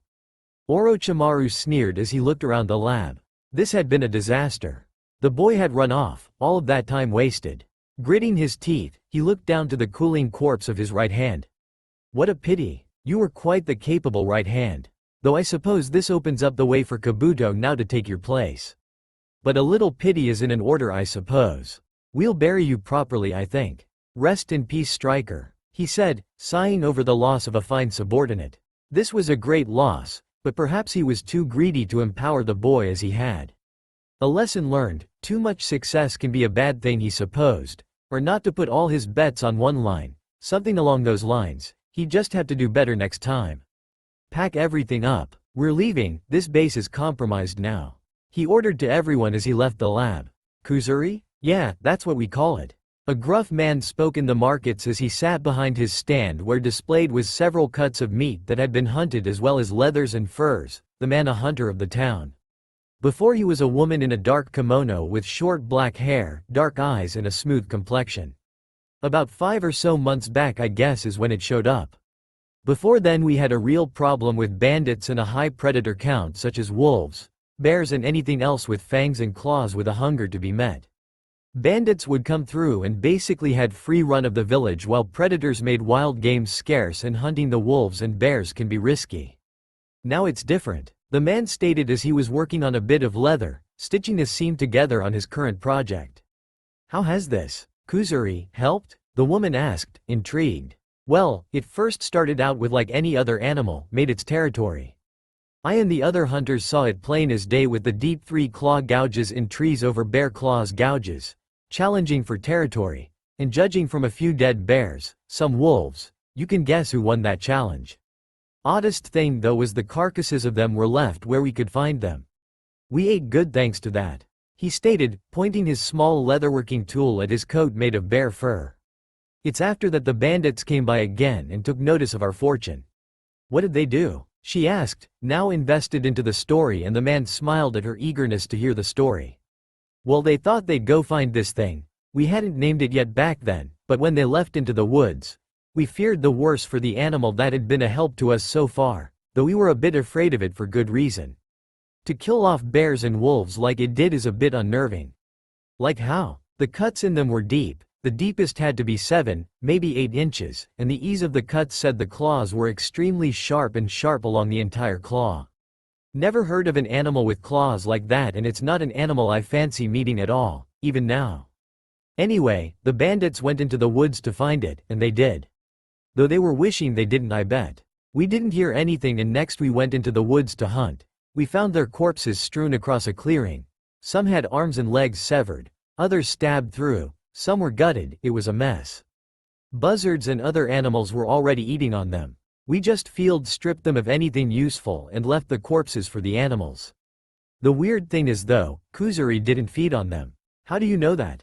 She asked, now leaning against the side of the stand closer to the man to listen better and comfortably. The man stopped for a moment to make a quick deal, selling a fur with some meat before he continued his busy work and talking. When an animal feeds, it'll settle itself a bit by the carcass and take its time to eat if it's a top predator like Kuzuri is. But doing that leaves distinctive tracks and impressions of where it was sitting or laying while it ate. There were none of Kuzuri's tracks around it like that, like we saw around the bears and wolves. Plus the claw cuts were just to kill the men, not to eat them. They invaded his territory with the intent to hunt him. He hunted them instead, and that was the result. It was after that we named him Kuzuri. He stated and finished his work, checking it over before setting it on the stand and giving the woman his full attention. After that, we treated the woods as his territory. We're guests there, so long as we keep our noses clean in it, he leaves us alone. Every time we hunt we leave a piece behind as offering to him to show we mean no harm and as gratitude for everything he's done for us, whether he meant to or not. Some have even gotten it in their heads he might be some kind of local guardian deity who decided to restore balance to the area. They went and made a little shrine at the town gates. You no doubt saw it. he told her as he picked up new busy work. Yes, we did. It was a curious thing really, we didn't see it there before last time we passed through. I was honestly curious about it, hence why I asked about it. She stated and the man nodded. Yep, damnedest thing too, people leave offerings there and next day they're gone. Some people have tried to see him, but they only caught glimpses at best. He said, pulling a length of flaxen cord on a needle through a new piece of leather. What did they see? She asked. Well, for starters it's small, about the size of a monkey or a large child, which is damn hard to believe. How so? Because it's heavy. Its tracks are deep and very detailed, you get that from animals with a heavy weight. But it's also some form of human shape, almost like a monkey. It's got a footprint like a human, but with clawed toes, but walks and runs on the balls of its feet most. You only see the heel when it stops and uses its hands on the ground to help get a running start, stop, or quickly change directions. Otherwise it's all on 2 feet. The hands also seem to be clawed from what we saw of the tracks, and it has no problem using its hands to help vault over logs it can climb. He said, painting a picture in the woman's head of some kind of feral super-clawed wolf-like primate. From what was seen it seems to stay hunched over while walking and close to the ground. But the weirdest thing of all, despite how dark it was when they saw him, they swear up and down they saw the color red on it, mainly around the head and shoulders, and I mean red, like the color of blood. But they couldn't make out any other fur color in the dark, so they're assuming the rest of its fur is dark. Couldn't catch a sight of any snout, so they're thinking it's flat-faced. He stated, that's quite the animal. She stated, aye, indeed. We leave him alone, except for what we leave behind in our hunts and at the shrine. He keeps the predator count down. Bandits don't live long enough to mess with us. Hunting has been good, we can build up our village better, we can farm in peace without worry of bandits attacking the village while we work our fields. Honestly, the entire village is thankful to Kuzuri, so we respect him and show our thanks every chance we get. The man said, making the woman nod. You never thought to maybe go look for it? Just to see it? She asked, but at the man's deadpan look and silence she pursed her lips. Right, let me get right on that. Intentionally go looking for a wild animal that has no trouble killing bears, wolves and a group of trained or at least experienced bandits like an adult fighting a child. All for probably getting too close to its home. No, we respect Kuzuri and also fear him. That fear makes sure we don't screw with it. Fear is there for a reason after all. We respect him by giving him his room, and not mucking around in his woods. He said while pointing the tool he had at her then to the woods. I understand, I'm sorry for that. She spoke, not wanting to upset or offend him, but he waved it off. Ah, don't be, it's our nature to be curious. Few lads, 2 brothers, thought like you and went in to look for it. They got a right mighty scare when they no doubt found it, but never saw it. They heard a growl or grunt one way, turn and look to find nothing, then hear wood being cut and turn around to find a tree with 3 deep claw gouges in it. That was their only warning and they heeded it and bolted off back here right quick. They knew if Kuzuri had wanted to they'd be dead then.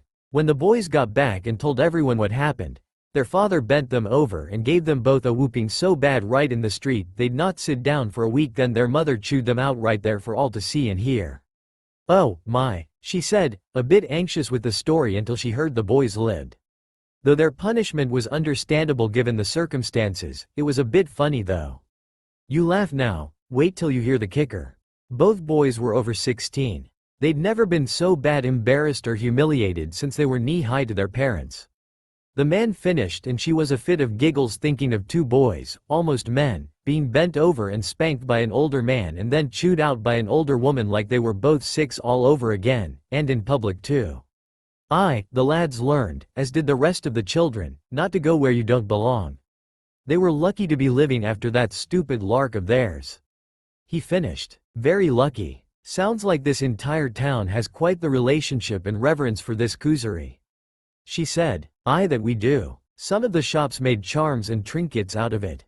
Little medallions with 3 claw cuts, or dyed blood-red fur things to wear, all to represent Kuzuri. Wear them for good luck since he's brought us that and more ever since he came. He spoke. Well, that's about all I can tell you about Kuzuri. Thanks for hearing out an old hunter. Are you in town for a while or just passing through? He asked. It depends on my companion really. She makes the travel plans, I'm here in the market to restock on our supplies. She motioned to her bags of purchases she had so far. Ah, I see. Well, might want to get some food as offering then, can't hurt to be prepared then. I'll do that. Thank you for telling me the story. Take care, sir, she said, leaving him to his stand to tend and going on her way. The woman was intrigued by the story, and though she knew the condition of the town last time they passed through, it was a little hard to believe in this Kuzuri. In one way it sounded like a wild animal did, in fact, make this area its territory. On the other, with the merchandise and now even some tourists, it gave off the feel of a made-up myth to attract tourists and help their economy. Those few side stories to validate this Kuzuri more. However, she couldn't deny the boost in this village's economy and generally good atmosphere. It wouldn't be an exaggeration to say the condition of the village before and now was like night and day. As for this Kuzuri itself, such an animal was unlike anything she'd ever heard of before. It sounded vicious, yet intelligent. She couldn't help but think that rather than an animal it might be some kind of feral summon creature. She'd heard in passing about such things happening. An animal summon would go feral, though no summon animal would talk of it directly, almost like it was taboo to do so, yet their summoners sometimes would make mention of it, likely with loose lips from a few bottles of sake.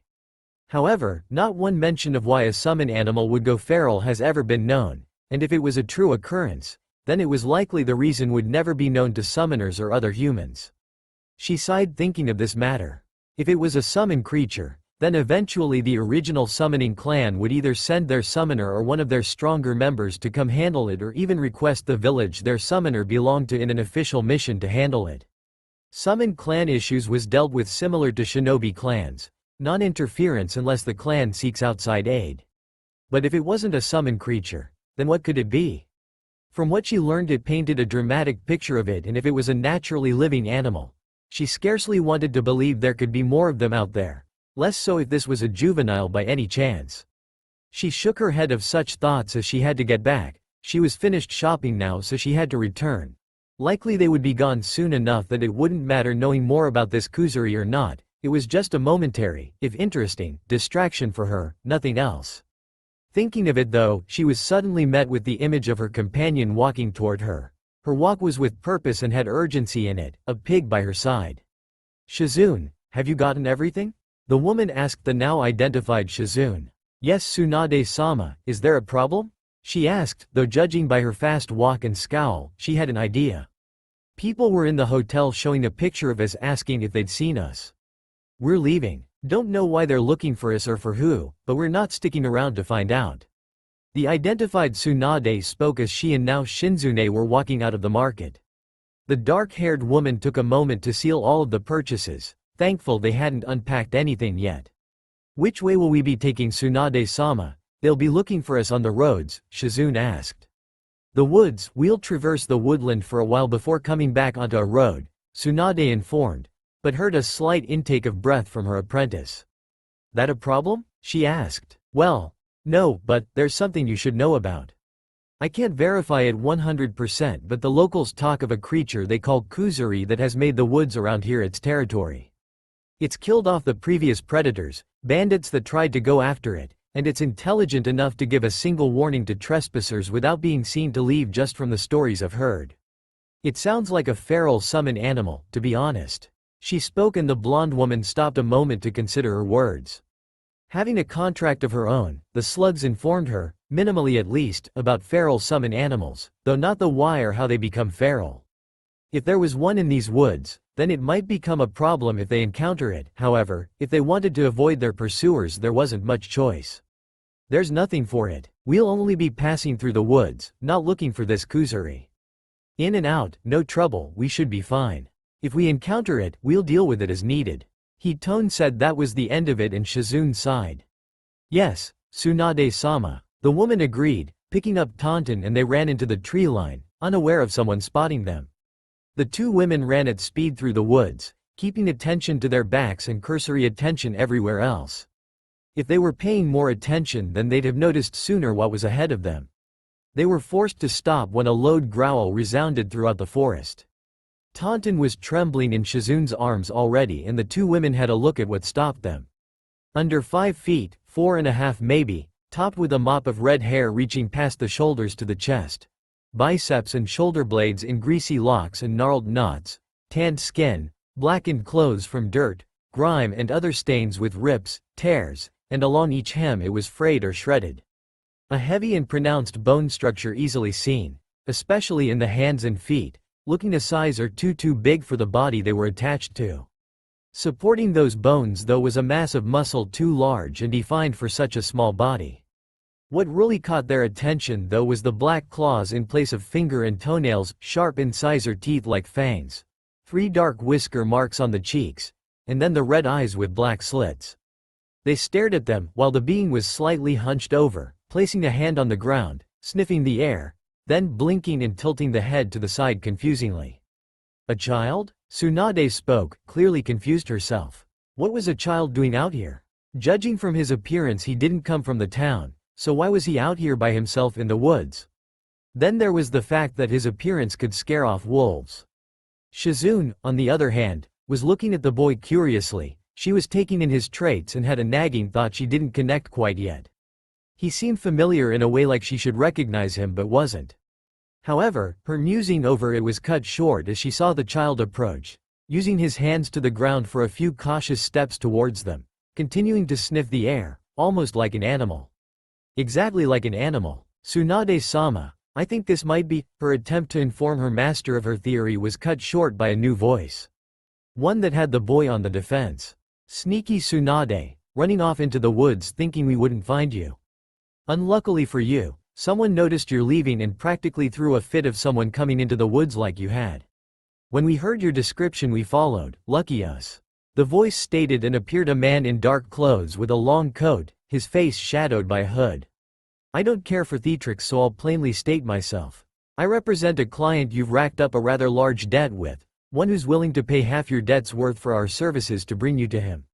Will you come quietly, or do I and my subordinates have to do it with force? The man asked as several similarly dressed people came out of the shadows. Kuro no Heisha, the black soldiers, Tsunade spoke looking at the men. Shizune stiffened and the boy sniffed the air, growling lowly. I'm honored you know of us. But I reiterate, will you come with us peacefully, or by force? The man spoke once more. You are aware I'm one of the Sanin, right?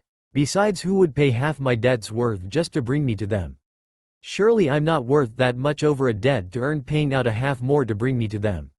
She stated, fishing for information. This is bad. Shizune can look after herself, for the most part, she's on par with Jonin, but these are the black soldiers, they may as well be Anbu in strength and how they work together. Not to mention the kid, they'll no doubt try to use him, and if they can, Shizune as hostages. Force it is then. As for your being a San, we are aware, but you are getting older, you're out of practice, and you have 2 major weaknesses in front and beside you. The man stated as he adjusted his gloves. Not to worry, our client wants you alive and well. But he wants you for a reason besides the debt. Who, however, will be found out when we get there. He stated, finishing the conversation. The men all fell into ready stances, but before they moved, they heard the growls of the boy. They watched as the boy growled at the lead man, baring his teeth, and his posture was forward-leaning, taking a stomp forward in challenge. Odd, a feral child. Perhaps an abandoned animal ally clan child like the Inuzuka? He mused mirthfully. Well, it doesn't matter. He stated, mirth go before they all moved forward, one, in particular, moving in on the boy. Tsunade and Shizune tensed a moment, but immediately their attention was recaptured by the child as they heard a metallic sound and watched with grim fascination as 3 black polished blades extended from between the knuckles of the boy's hands. Their surprise was further elevated when the boy rushed with a burst of speed at the one identified as Ko, the surprise taking him off guard as his blades carved through his side like butter, showering the ground in blood and his entrails. The shock was palpable until Shizune spoke. Kuzuri. This is their Kuzuri, the description is dead on. But he's just a boy. She whispered in the small moment of reprieve before all chaos started. A loss. Handle the boy with care this time. The man spoke to the rest as they all closed at this time. They all closed in and the fighting started. Neither Tsunade nor Shizune could spare the boy any help, but what they saw next, he didn't need it. The soldiers facing him threw kunai, shuriken, and senbon which struck him, those that hit his chest sunk in, bleeding, setting Tsunade on edge further with the blood, but the ones that hit his head deflected, with sparks and a metal-on-metal sound. They could see black polished metal under the exposed skin and could see it close in mere seconds without a scar, while the weapons in his body were pushed out and the wounds healed. The boy simply growled at the ones who attacked him before he rushed them with unrestrained primal rage in a roar, the claws swiping at the one closest, who used a kunai to block but was met with the realization that was a useless move as the claws cut through the kunai and into him, leaving 3 bloody tracks down his face and front which spilled blood like a broken faucet over the boy. Stained red, chakra gathered within him and he only seemed to get faster as he charged his other attackers. Tsunade was a mess of nerves at the sight of such a brutal display of bloodletting, but her own preservation instinct won out as she controlled her fear enough to get into the fight. With the boy handling his own group, the fighting was a bit easier than she expected. Obviously, they had only prepared for her and Shizune with the intent to use Shizune as a hostage, respecting her strength as a Sannin. Not the wild card they couldn't calculate for which proved to be impervious to traditional attacks on the boy. Shizune was using a Tanto to surprisingly good effect against her attackers and much to her own surprise as she hadn't displayed such a reliability with a Tanto before, something she'd ask about later. The boy though, despite apparently being feral, obviously had Shinobi training, no doubt, and damn good training if she was any judge. That training though was being directed as a wild feral animal fueled by instinct and rage, though the chakra she was feeling was sending chills up and down her spine. She'd deal with it later though as she punched another soldier who underestimated her. The end result was that the leader of the group was the only one left, who held a Tanto of his own in reverse grip, the fall and rise of his shoulders indicating heavy breathing. I'll admit I may have underestimated you, but even then we prepared for that. The boy was just our bad luck it seems, something we couldn't have prepared for. We will follow through our contract Tsunade, count on that. The man stated before he booked it from the clearing. Once the man was gone, Shizune fell to her knees and breathed heavily, the effort of the fight intense on her, while Tsunade loosed the strangled hold on her nerves and collapsed just as well, putting a hand to her face to try and calm herself. Both had forgotten that the boy wasn't exactly an ally. But they heard a low growl and saw the boy looking at them, but he was sniffing again, this time looking at them with confused curiosity and, if they weren't imagining it, concern. A low, soft growl as he inched forward, claws still drawn but not held up as he approached. The boy almost looked innocent if it weren't for the bloodbath he took, literally. Tsunade's nerves weren't helping her, so Shizune took control of the situation and shakily stood up only to collapse to her knees again. The boy snapped his head to her when she moved, but when she fell he eased, before moving to her a little quicker, looking at her, concern more clear in his red eyes. "I'm okay," she said, trying to sound reassuring, but the look in his eyes said he didn't believe her, showing he understood her just fine. He then turned and stepped to the edge of the clearing, before looking back at them and then to Woods again. "I think he wants us to follow him?" She spoke with confusion, getting a slight nod in return. Shizune did her best to stand up, finally getting to her feet and hauling Tsunade to her feet. Taunton followed the two women as they walked away from the clearing, which helped Tsunade, who was finally able to walk on her own. They continued to follow until they came upon a stream and the boy just jumped into the stream, showing it was shallow, then dunked under before coming up and shaking himself, the fresh blood rinsed from his person before he started moving again. His walk clearly on his forefoot and his form hunched over and forward slightly. At least he puts more effort into hygiene than most civilized men do. Tsunade spoke and Shizune chuckled while Tsunade grinned, but seeing the boy turn and his head to the side, then a small impression of a smile caught the edges of his lips, showing his fangs just slightly. The boy just became more and more curious as he led them. Finally, they came to a shallow cave where they could see some rags of cloth, cleaned bones, furs, things Shizune had seen being offered at the shrine before. He motioned with his head toward the cave, and the women recognized as this was where he slept, and rather than be rude, they moved in and took a seat on some of the furs. They watched the boy curiously as he gathered up some wood, piled it up and produced a single claw blade on each hand, cut off some shavings and then strike the claws against each other to spark and light the shavings, starting a fire. Looking at each other, they looked back to the boy and couldn't help but have questions. Shizune started and the boy snapped his head to them immediately, making them tense. He just stared for a while before the same head cocking to the side indicating confusion. "You do understand us, right?" she asked, and the return nod was answering. Can you not talk? She asked. The boy narrowed his eyes before looking down, then opened his mouth, and what followed was a small series of grunts, strained breaths, and finally, though rough, words. I can. He got out, and Shizune nodded but decided to not make him strain his voice, obviously having not used it for so long aside from what they had heard before it. Okay. Well, let's start with introductions. My name is Shizune Kato, and this is Tsunade Senju. What's yours? She asked. Naruto Uzumaki, he said, and both women's eyes widened almost comically at the name. But he didn't know why. Senju. Like, Hashirama? He asked, his voice coming through better now. Yes, Naruto. Hashirama was my grandfather actually. Tsunade said, smiling fondly at the memory of her grandfather. The boy seemed interested in that, but Tsunade had her own questions, now that she knew his name. Naruto. You were originally from Konoha, right? She asked. Why, yes. He spoke, sitting by the fire and tossing a few more sticks on. Who abducted you from the village? She asked, but saw the boy shake his head. Ran away, he stated, and the female's eyes narrowed. That's not what he told us, Tsunade stated, looking to Shizune, who nodded. Why did you run away? She asked. People, the first word he managed to say clearly without a struggle. Hurt me. Those 3 words sent a chill through them, but the next made them sick. Should have stayed. He breathed out, effort clear, but now his words were easy to understand. Seemingly the more he talked, the clearer it became. Why Naruto? If they hurt you, then why stay? Shizune asked, but she was confused until the boy showed her his left arm and spoke one name. Orochimaru. He hissed out with utter hatred. Both women swore they saw his eyes glow, and the Ki was suffocating. But they felt sick hearing that name with what they saw. On his arm, tattooed into the flesh, S317300. Then it became all too frighteningly clear for them both just what had happened. Orochimaru. Tsunade hissed out, that was a sore spot for her. Her fellow teammate turned traitor. She took a breath and looked at Naruto. I was told you were a blonde-haired, blue-eyed boy with whisker marks. All I see are the whiskers. That and the claws, the metal. He did this to you? She asked, and the boy nodded.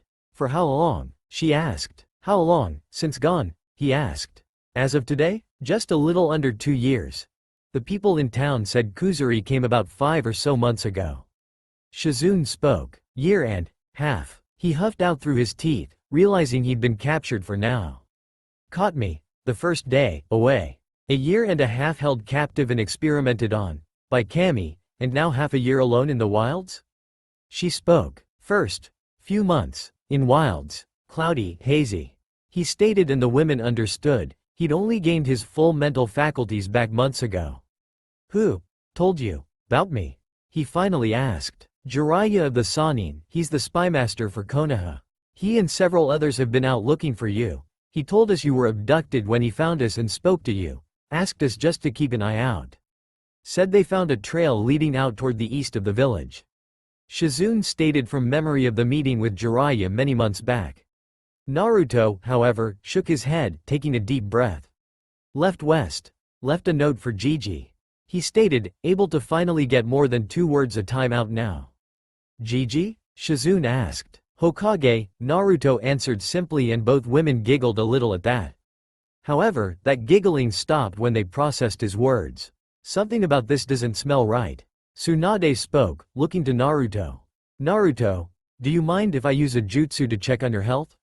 I want to check to make sure that snake bastard of a former teammate of mine didn't do anything else to you that we can't see.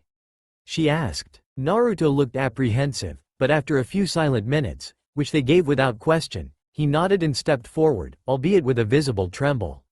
I won't hurt you, I promise. Watch. She made a few hand seals before her hands began to glow green, holding it over her own arms.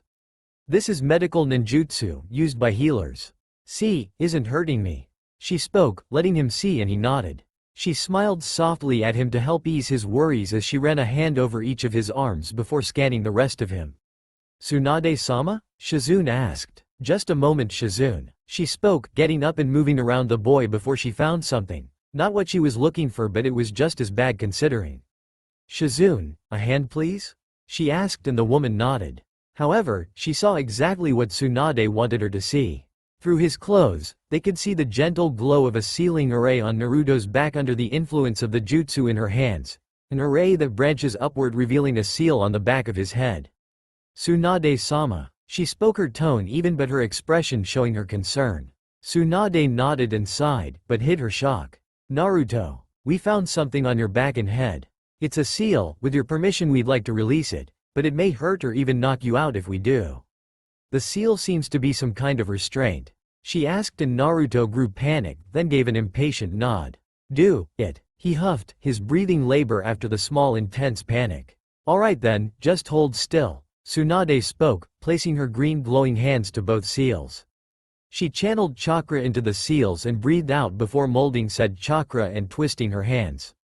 The glowing seals brightened and then spun before they unwove and vanished. The boy took a sharp breath before falling backward to be thankfully caught. Boy's heavy, she remarked, then tried to lift him. Make that very heavy, she amended. They saw, however, the change. His claws receded and changed from black to white nails, open mouth showed fangs shortening, but not vanishing. Whisker marks lost some of their intensity, while the darkened skin around the eyes merely thinned. The red hair stayed and opening his eyelid showed blue eyes with round pupils. That's what that was, the fox. She stated and sighed, setting the boy down to rest. Tsunade-sama, how did you know the release of those seals? She asked. Because I recognized the sealing style, I should after having seen it so long, and they certainly weren't the snakes. She said and Shizune gasped at the implication. Jiraiya's? But that's, I know. By Kami do I know. She spoke, looking down at the boy whose head was resting in her lap. The hair falling back to show his face fully. She smiled seeing a face similar to Nawaki's. Although I don't want to believe it, it'd be foolish to think Sensei wasn't involved. Aside from the fox seal and the marker seal on his arm, that was the only other seal on his body. She stated, stroking his hair. It's too sophisticated to be anyone else's work and it, done in his signature style. He integrates the same releasing method into most of his work for convenience. Lazy I call it, but good for Naruto he was lazy. She stated, from what little I could decipher, I saw what looked to be script affecting brain chemistry, such as the release of endorphins, inducing mild shocks, a script that interferes with the hippocampus, another that limits chakra flow to the brain and a few others similar to it on different areas of the brain. On his back, it looked like a control matrix and a chakra regulation seal and a modified suppression-style seal like they use on prisoners. She said, making Tsunade nod with a grim smile. You've been studying. Good. But yes, you are mostly right. What you saw was essentially a multi-layered ringed formation-style seal, where a core, deemed the most important, is the core, ringed by seals deemed less important one after the other, tied to a core control matrix and ringed by the regular seal and then the modified suppression seal. The seals on his head though were the real problem. Tsunade? She asked. The outer ring was a modified mental suppression seal. It limits the flow of chakra to the brain, reducing mental capacity because of reduced chakra flow. However, since it was the outermost ring, its influence was weakest and it was modified to 50% its actual output. Layered like it was, he was probably only getting 30% of his full chakra to his brain unless he was fighting when chakra flow is higher. The inner ring was a memory clouding seal, also modified, designed to interface with the hippocampus and make it difficult to access certain memories, also affecting memory retention. It was directly linked with the core seal and worked off parameters set in the core seal, no doubt. And the core seal? Shizune asked, almost afraid to know.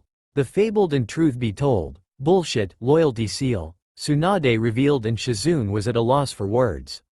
But, I thought that didn't exist. She spoke. It doesn't. It's closer to a training seal. The parameters are woven into the script of the seal and when a parameter is met, it'll deliver a shock or a release of endorphins. It's no different than training a damn dog with treats or punishment. And since it was tied to the memory clouding seal, I'm willing to bet Naruto only remembered vague impressions of being hurt by the people in Konoha, even let it happen to him so as to not be shocked by the seal or suffer massive headaches because of it. Since it was the core seal, it had the strongest effect. No doubt with how intricate it was, it had a great number of parameters woven into it.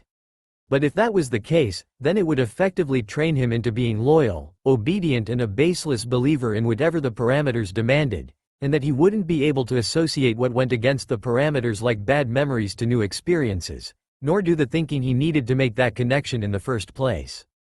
Exactly. And it was all done in Jiraiya's sealing style. Not to mention the back seals would regulate his chakra growth, while the suppression seal would absorb the excess chakra from the regulator seal and disperse it around his body, messing with his chakra control, making traditional stealth impossible to him from sensor-type, trained, or chakra-sensitive shinobi. A way to track him. Despite the regulator, they allowed him massive reserves, but if I read it right, they should be immense. They wanted to know and control everything he did and where. Shizune summarized and Tsunade nodded. Seems like Konoha is no different in how they treat their Jinchuriki. I know he's the container for the fox, but he's just a boy, why would they even do this? Fear, power, a leash, take your pick. What I do know is that this is wrong. The kid doesn't deserve this. She stated. What do we do then? Shizune asked. Konoha will keep looking for him. Sandaime will make sure they don't quit. Eventually, they will find him. His chakra is just too distinctive to be kept hidden. He'll have to go back to Konoha eventually. But that doesn't mean it can't be on our terms, well prepared with a few plans, backups and countermeasures in place. She stated with a smile. Tsunade-sama, you're not suggesting. She spoke up but the woman nodded. I am. I grew sick of Konoha and what it represented years ago, now this just reinforced it. My grandfather's village is dead, living on his and his brother's past glory. The last vestige of Konoha being any good likely died with the fourth. If he agrees to it, we'll take him with us and train him, explain what we found. We won't lie to him like Konoha has. She said, and Shizune, though a little troubled by this, couldn't help but smile at the soft face she was making at Naruto, whose hair she kept stroking as he slept. We should probably go back to that village to buy him some things and explain they won't have their Kuzuri anymore. Right, hey. Not even a teenager yet and he already has a moniker. She mused and Shizune smiled at the affection she was showing the boy. She felt for the boy and his suffering. The fact that he looked like Nawaki only helped the association, followed up by it being both her teammates' fault for different reasons to Naruto's condition made her feel a guilty conscience and debt to the boy. She'd have to watch her and make sure this didn't develop negatively. For now, though, it looked to be positive in helping her open up. Even to outright forget sake, for the time being, definitely a self-guilt and surrogate attachment, but she'd just have to keep watch. Shizune, I think revealing he's the Kuzuri might be a bad idea. Tsunade spoke, making her apprentice look to her. It might be inviting trouble to the town and onto us, especially if they learn their Kuzuri is gone. Let them keep believing their Kuzuri is still out here. It's been a help to them and the myth of it will help them. Shizune thought it over and nodded. If the village thought they were going to be taking away their Kuzuri, that could turn bad. I understand, Tsunade-sama. I can return to town under a henge to gather more supplies for him and we can stay out here a few days until we're ready to travel. She summarized and Tsunade nodded. Do it. I think when he wakes up, it's going to be a painful experience for him with his mind now clear. She stated and Shizune nodded, moving to do just that. Tsunade kept stroking his hair. Despite it still being greasy and grime, she couldn't care less. Just what has that bastard snake all done to you, you poor, poor boy? She spoke, seeing him draw up a little up against her. Hours later, Shizune had come back a few hours later, after having field stripped the black soldier corpses of anything of use. Leaving the corpses, she'd gone into town under a disguise and gotten more supplies, clothes a little bigger than Naruto, extra food, and more. Returning to the cave, Tsunade was still sitting with Naruto's head in her lap, still asleep and likely for his own good at the moment. I think the seal may have been keeping him feral, Tsunade spoke. How so? She asked. Well, I can only speculate, but he may have experienced a trauma that forced him to think on fight or flight only responses, operating out of the lower brain on survival instincts. Because of how I explained the functions of those seals before, it likely locked him into that state of mind and made recovering from it a long enduring process. Which you saw the result of 5 to 6 months of it. He himself said that the first few months were a haze. A lot of people will have much to answer for, Shizune stated and Tsunade nodded. They will, in time. For now, unpack everything and clean up the area please, we're going to be here a while. She stated and Shizune nodded, proceeding to do just that. Setting up the area as their own camp. It was about an hour after that when Naruto started to stir that Tsunade looked down and smiled at the boy as he awoke. "Sleep well?" she asked, seeing him stare up at her in slight awe. About as best as she could read that expression, she decided she liked the blue eyes better on him. "Yes, thank you Senju-san, you don't have to do all that, just call me what you want," she told the boy, who looked up at her a little skeptically but nodded. "Now, Shizune here got you some fresh clothes and hygiene supplies. Why don't you go on and get cleaned up, then come back and we can eat and talk, okay?" she asked, and the boy saw the small bag she was holding out for him. "Why, are you helping me?" he asked, his voice much better now. He was cautious, and for good reason. "I'll explain that after you clean up and eat. You'll understand then, I promise," she said, making the boy eye her suspiciously. She sighed, getting his trust may have been easier while his mind was fogged like it was before, but now it was a bit harder. "We'll be here when you come back. No worries." The boy was quite a moment longer before he nodded and made his way to the side and looked at Shizune. "This might be harder to explain everything than I thought." "It may be, but knowing the full truth and how it affects him will let him make his own decisions instead of others making it for him," she spoke, and Tsunade nodded. "Speaking of the truth, just when did you learn to use a tanto so well?" she asked, and Shizune looked to the side. "Well, back when I was younger. Remember when I asked about self-defense and needing something to offset my defensive skills at the time? Around then, picked up a few kenjutsu manuals here and there as well as that tanto.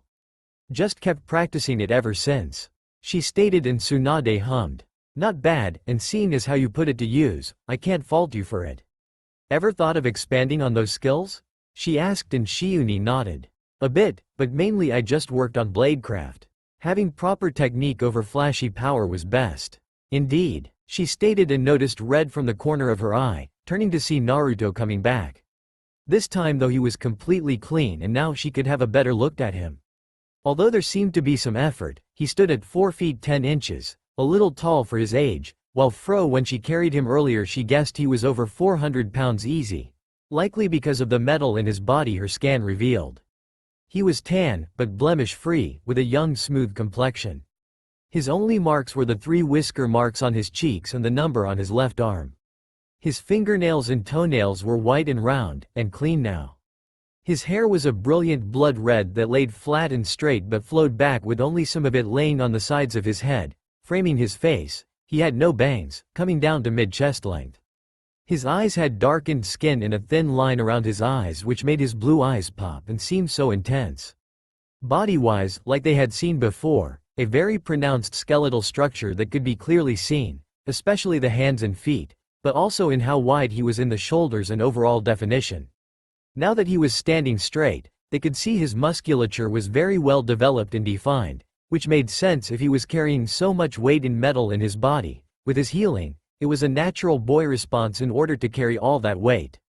For clothes, Shizune had picked him simple blacks, Zori sandals, loose trousers that tucked into the sandals, a sleeveless shirt, and to be mindful, a black armband that covered his number. The shirt was tucked so it was pressed against his body, showing his muscles underneath, while the arms were exposed. "My, isn't he something, Shizune?" she spoke with a grin, which Shizune returned with a nod. "Hi, Tsunade-sama, he'll have plenty of attention for sure," she agreed, and Naruto shifted nervously from foot to foot. "You look good, Naruto. Now come and sit, Shizune just finished making food," she spoke, directing his attention to the fire where freshly cooked food was sitting. The smell of a properly made meal all too inviting as he came closer and took a seat and started eating. It was a pregnant silence between them, but they endured it for the meal in front of them. Afterward, though, they all looked to one another. "Naruto, this isn't going to be easy obviously, but what we found in that seal that I released, specifically who wrote it and what the seals did, will be a shock, to say the least. On top of that, we would like you to tell us everything you can, from your earliest memory you can recall, up to meeting us earlier. No matter how small the detail, and we would like to perform a full physical to see what all has been done to you. We want to help you, but we have to know what has happened to you in order to do that. Can you do that for us?" she asked, getting the boy to nod. "Alright, you start first, Naruto, from the earliest memory, every detail you can recall no matter how small, up to now. After that, we'll do the physical and then tell you what we've learned, alright?" She spoke and he took a breath before he started. What followed was a childhood of pain and isolation, with only a few bright spots here and there. Mainly the civilians mistreating him in various ways up to beatings and several other forms of physical abuse, not to mention the mental abuse. The Sandaime made occasional appearances for the boy as a positive influence, but the conversations and care he showed were minimal at best for what they saw as obvious abuse. The Hokage would have to be blind not to notice, and she was sure her former sensei was not. The worst part of his recollections is that because of the seals, this was the first time he was experiencing these memories so clearly and in focus without backlash, so they were freshly painful for him to endure again. But he continued on, able to endure it, and that made her uneasy for some reason. When he spoke of Kabuto, he spoke with a smile, and the two women saw that he cared for the medic who saw Naruto's pain and actually gave him a chance to make his own decisions for once. Likely he knew his burden and didn't hate him, so gave him the best chance he could. That was the hope they had anyway. But when talking about his time with Orochimaru, how he was held captive, experimented on, tortured, made to fight and kill, it burned Tsunade to her bones that the snake was so deprived. She should know better, but this was. But listening to his fond memories of a girl he shared his cell with, Tayuya, she was glad he had help. But as he continued to talk, he got quieter, speaking of the transfusions, the seals, the bone claws, how he and Tayuya were made siblings in bond and thanks to Orochimaru, blood. Naruto? Shizune asked when he went silent. He was trembling badly in a way he hadn't yet. They made us fight. He mumbled out, his breathing hitched and labored. I was waiting for who I was supposed to fight. And then the snake bastard tells me she didn't want to fight. They had to use some seals to make her fight. I didn't know who, but he tried to control his breathing. They made me fight my sis. He huffed out. Both women's eyes widened in horror at the implication. I didn't want to fight, but he forced me. Said if I didn't she was dead anyway. Used the curse seal to put her in pain. I told him I'd fight. I meant to just put on a show, just to satisfy the bastard since he said he couldn't have his soldiers having attachments.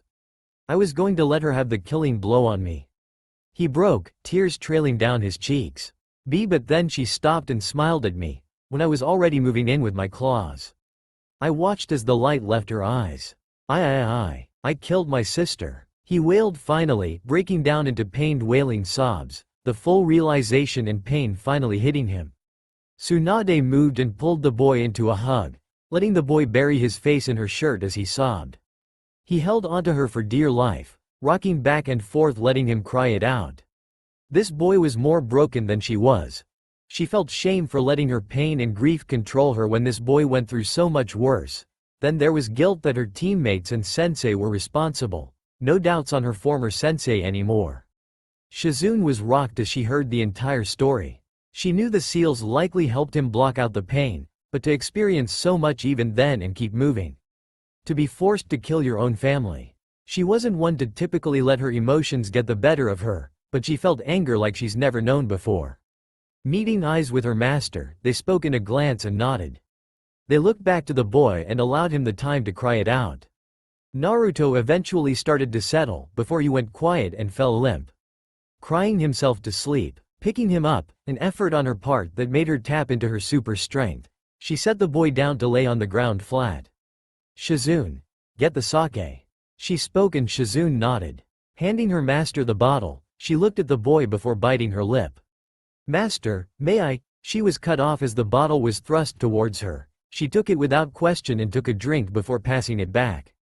Let's go on and do the full physical of what we can. He can finish his story after he wakes up.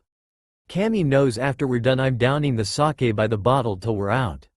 She spoke and her apprentice nodded as they got to physical examination was thorough but non-invasive. Just from the examination they learned plenty.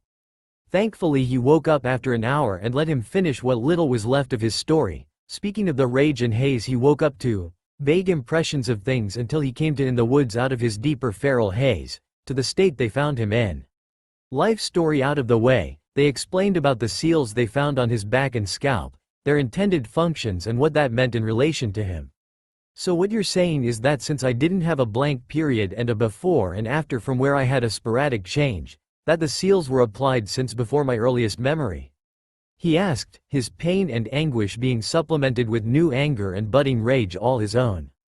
Actually Naruto, since you know of the fox, we think it may have actually been right after your consecutive birth and the sealing. That loyalty seal is better applied the younger you are. From what we know altogether no, you were given those additional seals by Jiraiya of the Sannin. My former teammate and fellow Sannin, Orochimaru also one of the Sannin. And I have no proof, but realistically there's no way my sensei, the third Hokage, couldn't have not known about your abuse, or the fact that Jiraiya had placed more seals on you while so young. Naruto, my teammates and own sensei have made your life a living hell. I can't speak for them, nor will I can't. I may not have done anything to you personally, but if I had been there then maybe Jiraiya and sensei at least wouldn't have. Tsunade, Naruto spoke up, cutting her off. You have done something to me personally. He told her and the women's eyes widened. You released the seals, told me the truth, held me. Like sis used to. Let me cry, thank you, he said pulling her into a hug. Tsunade was gaping, but she realized that despite everything, he was still a child, in need of someone there for him. She calmed and returned the hug. This feeling was. A few tears left her eyes, they may look different, but she swore it was like Dan and Nawaki were there again. Her heart hardened at the thought and memories that followed. Konoha, Naruto, there are some things we have to talk about. They're about your future, Tsunade stated. The boy pulled back and Tsunade sighed then took a breath. Konoha is still looking for you Naruto, and no matter how hard you and all of us try, they will find you eventually, it's only a matter of time. Now here's the deal, you can try to run and hide, that's one option. You could join a different hidden village, but then Konoha may start problems with them and there's no telling how that village will treat you. Then there's the last option to go back to Konoha, but... She spoke up before he could protest. You can go back, on your terms. Realistically the three are your only choices, and going back on your terms gives you the most control. But going back means that they'll be able to do whatever they want with me. I know, but hopefully we can come up with a way that they won't be able to. We? Naruto asked. I made a decision that, if you wanted, we could take you with us and train you properly in how to look after yourself, fight, and deceive. Make the most use of what the snake did to you. How to survive. But if we do this, the training will be hard, we can't be gentle because Konoha won't be. Understand? She asked. I think I do. But I can stay with you until they do come, right? He asked and she softened seeing those eyes looking up at her. Of course. You won't be rid of us that easily. We already decided to help you. We just wanted to give you the options of how we could help you. She said, making the boy smile. So I guess option 3 it is then. She stated and the boy nodded. If they're going to find me anyway, I want to have the control, not them. He stated, getting up to full height, he breathed and grunted. Okay, what the hell? It was never this hard to move before. He stated and Tsunade sighed. About that, it seems since that experiment that turned your bones into that heavy metal, you've been constantly drawing the fox's chakra, which has been enhancing your abilities to handle the weight of your bones and still be as fast as you were. Something we'll have to do a lot of training for is toning, refining and getting you the muscle strength to move as if your bones weighed the same as everyone else's. Which brings up your other limitations, your fingers. What about my fingers? He asked. Try to make a string of hand seals, doesn't matter which, Shizune spoke up. Naruto shrugged and started doing just that, but after the third hand seal, his fingers started stiffening and then locked and twitched attempting the fifth hand seal.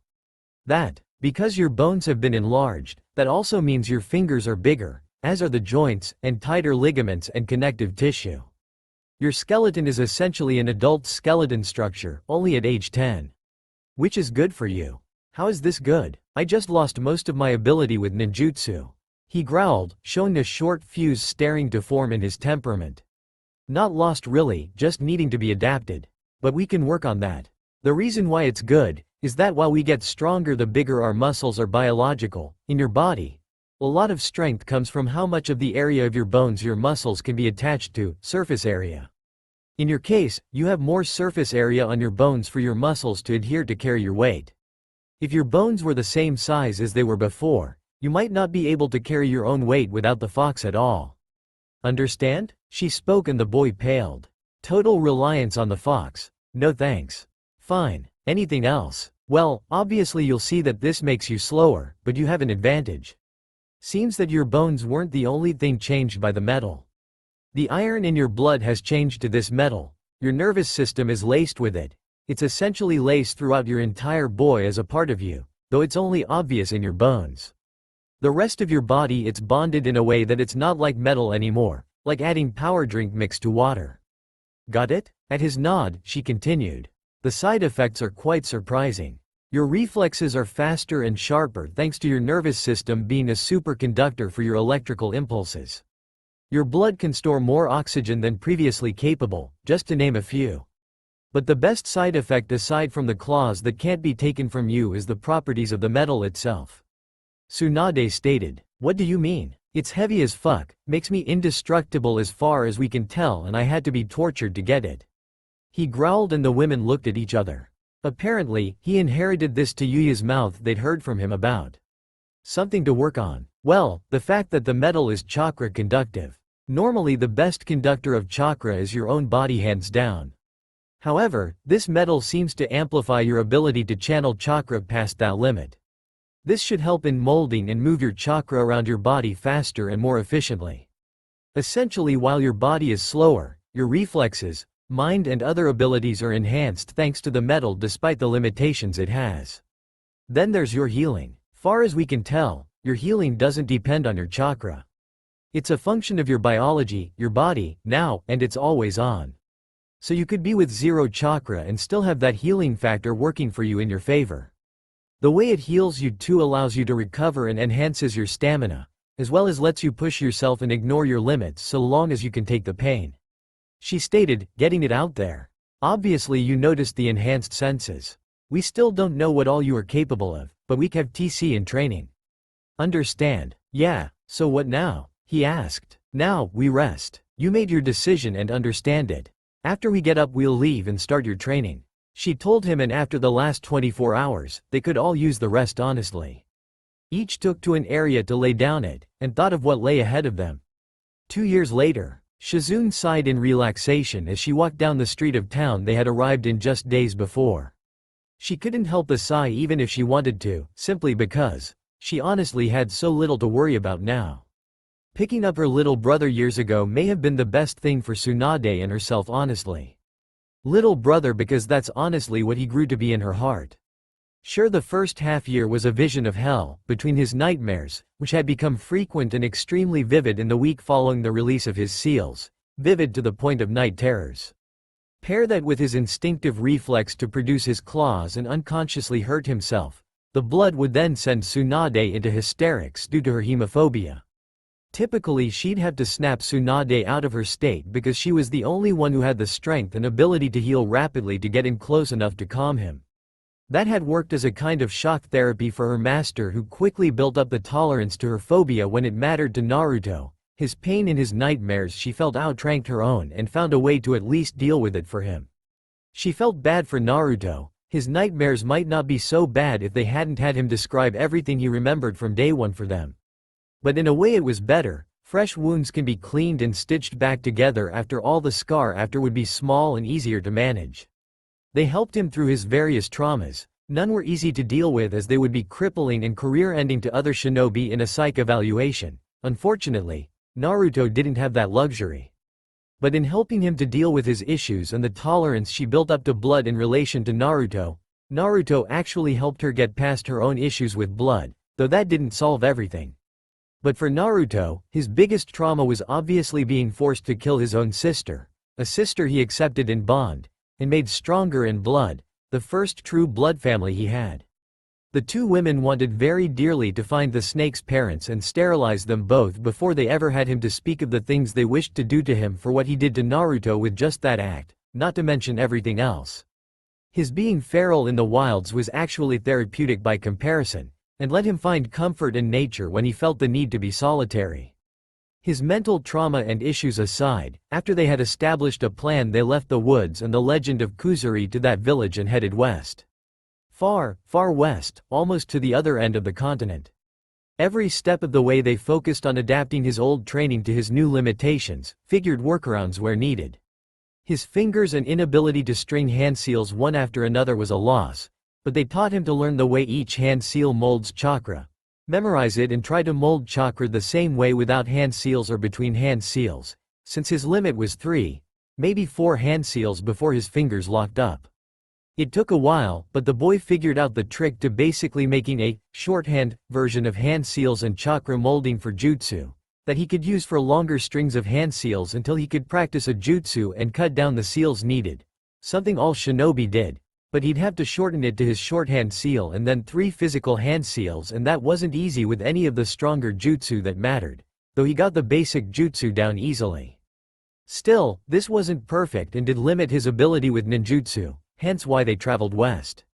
In the west was a city called the Jade Arena. It was a multi-ringed walled city, but its heart was one of the greatest combat arenas that side of the continent, and the reason for their trip there. It was a mass gathering of martial artists, fighters, any and all kinds. The only thing not allowed there was the use of pure nin or genjutsu. If you could incorporate it into a physical fighting style, it was allowed. It constantly tested the limits of its fighters to keep advancing for the sake of their art and recognition as the best, and if you proved yourself, you became a Jade champion with rights, money, fame in the Jade Arena, to set up a school of combat, whatever you wanted. Naruto's claws and indestructible though heavy bones required a taijutsu style nearly custom-made for him. What better place than the greatest martial arts arena ever known? They didn't bother trying to go through any of the ranking towers in the ringed districts to get to the central district towers. Tsunade didn't want more black soldiers on her because her name would spread easily.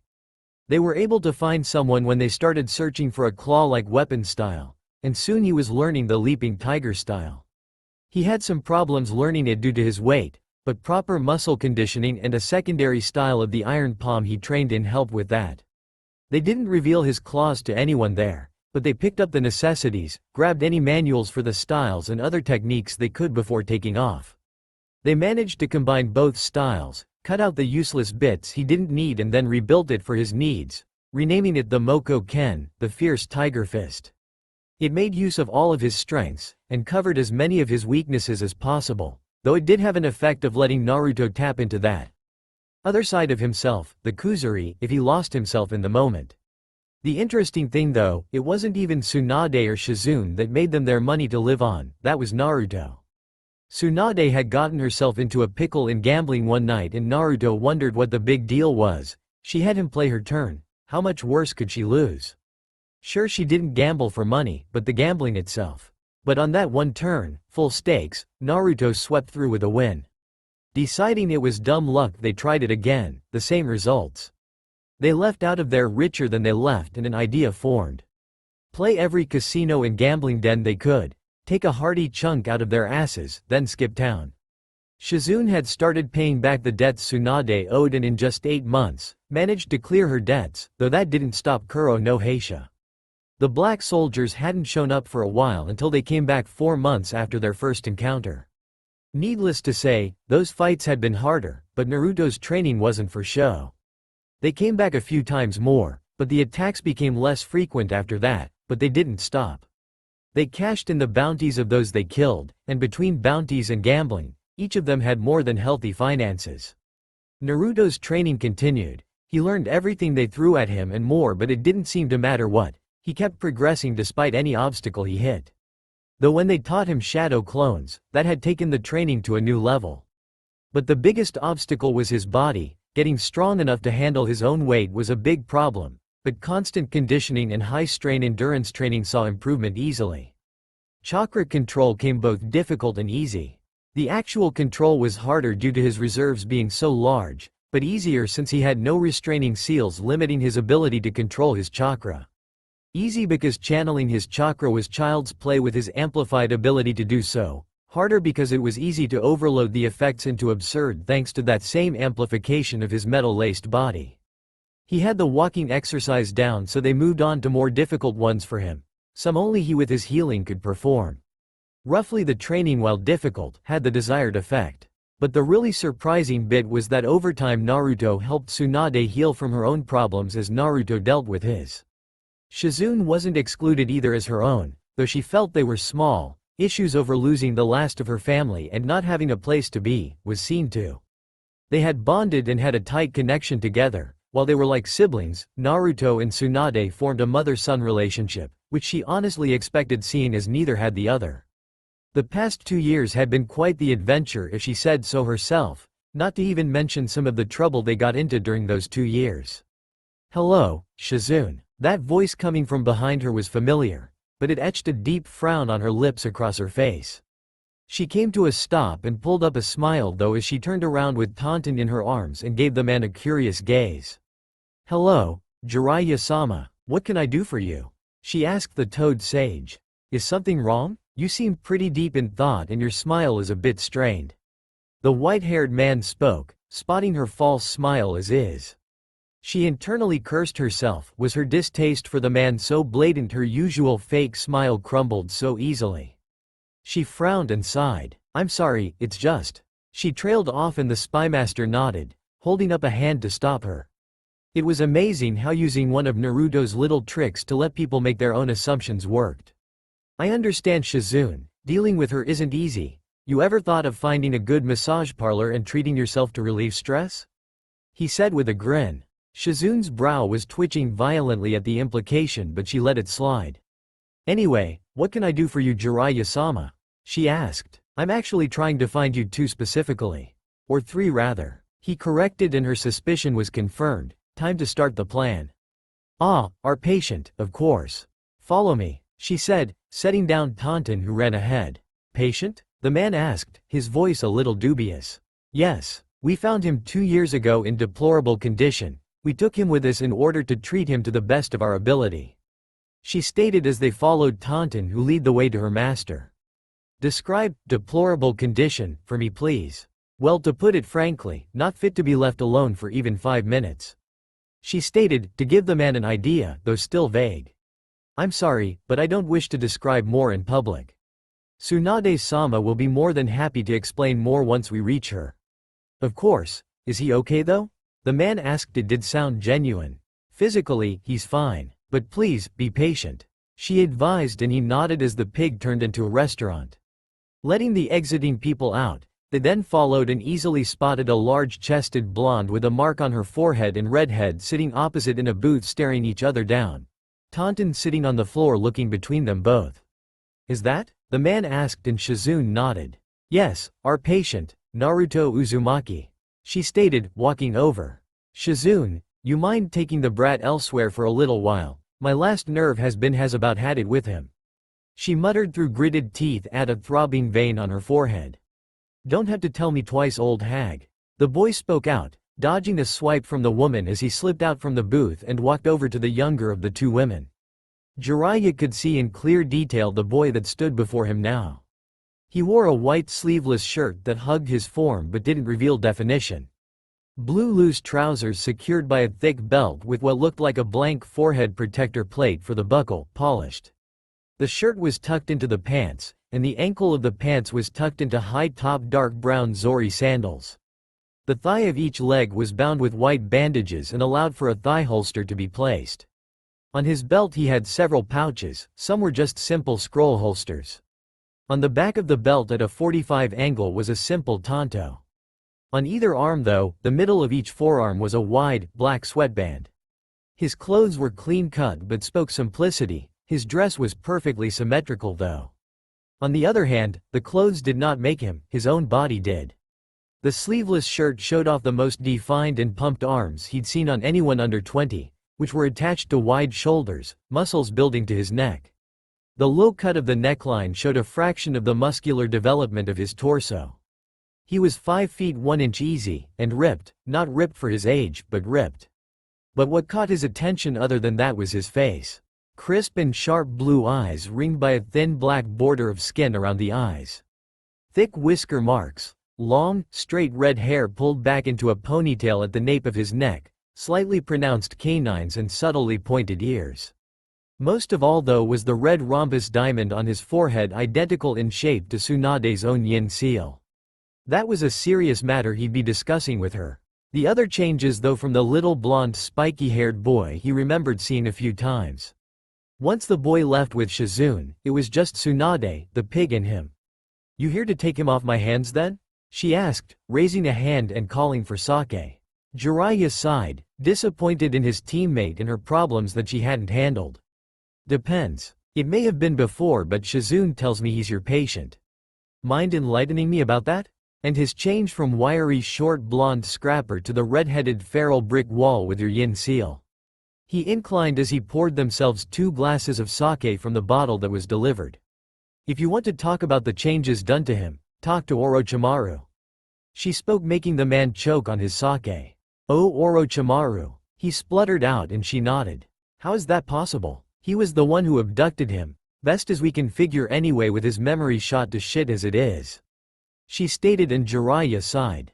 I think you need to tell me from the beginning, I can already feel an aneurysm forming. He muttered, and Tsunade smirked slightly behind her glass.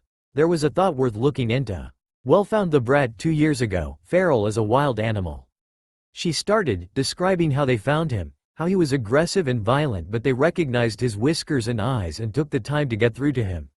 Recounting the boy's struggle for a lucid mind until they disrupted his chakra and found the problem. His chakra and the fox's was intermingling wildly, so they cut him off from the fox in order to stabilize him. After that, he was actually civil and managed to talk, where they discovered Naruto's memory was shot. How do you know it was Orochimaru then? Jiraiya asked. Because he has flashes of lucid memories, crystal clear. His first memory is being strapped face down to a table with his back exposed as Orochimaru was doing something there.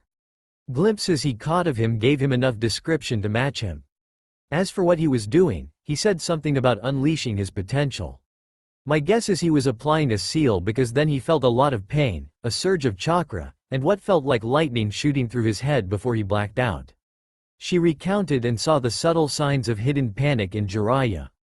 Jiraiya did a good job masking his emotions, so for it to be seen here meant something damning for him in her eyes. I see, Jiraiya said, apprehensive of the whole situation now.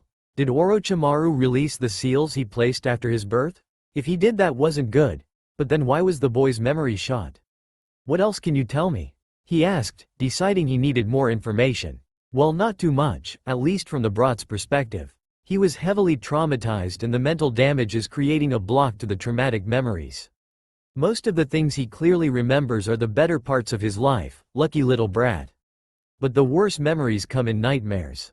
What he does recall is forced to train in a cell, fight for his life against other prisoners, a girl who he shared his cell with that helped him, though she vanished from his memories somewhere along the way, more than likely killed or died during his time there, and whenever he wasn't in his cell or forced to fight, he woke up strapped to a table. However, he does recall one event clearly, where he was strapped to an altar, lots of writing all around him, seals no doubt, a lot of cable of wires attached to him, and many people all around, Orochimaru directing them. I think this may have been his big traumatic experience that damaged his mind, since he recalls it so clearly before he literally describes every single sensation of pain he experienced before he blacks out. His next flash of memory after that is in the woods, where according to locals, signs of a feral animal had shown up 5 months earlier. That'd be Naruto. See, as we found him alone, he spent the 5 months alone and feral. Fuck, what kind of hard-on did the Teme have for him to go through all the trouble? He asked. Can't tell ya, nor do I even want to think of it since you phrased it that way, ya sick fuck.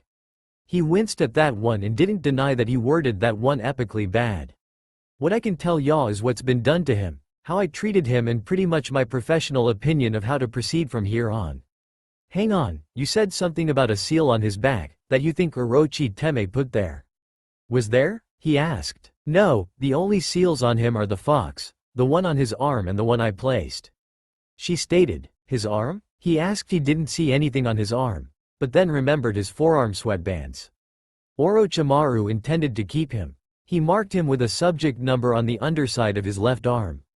S317300. He tattooed it, then sealed it into the skin.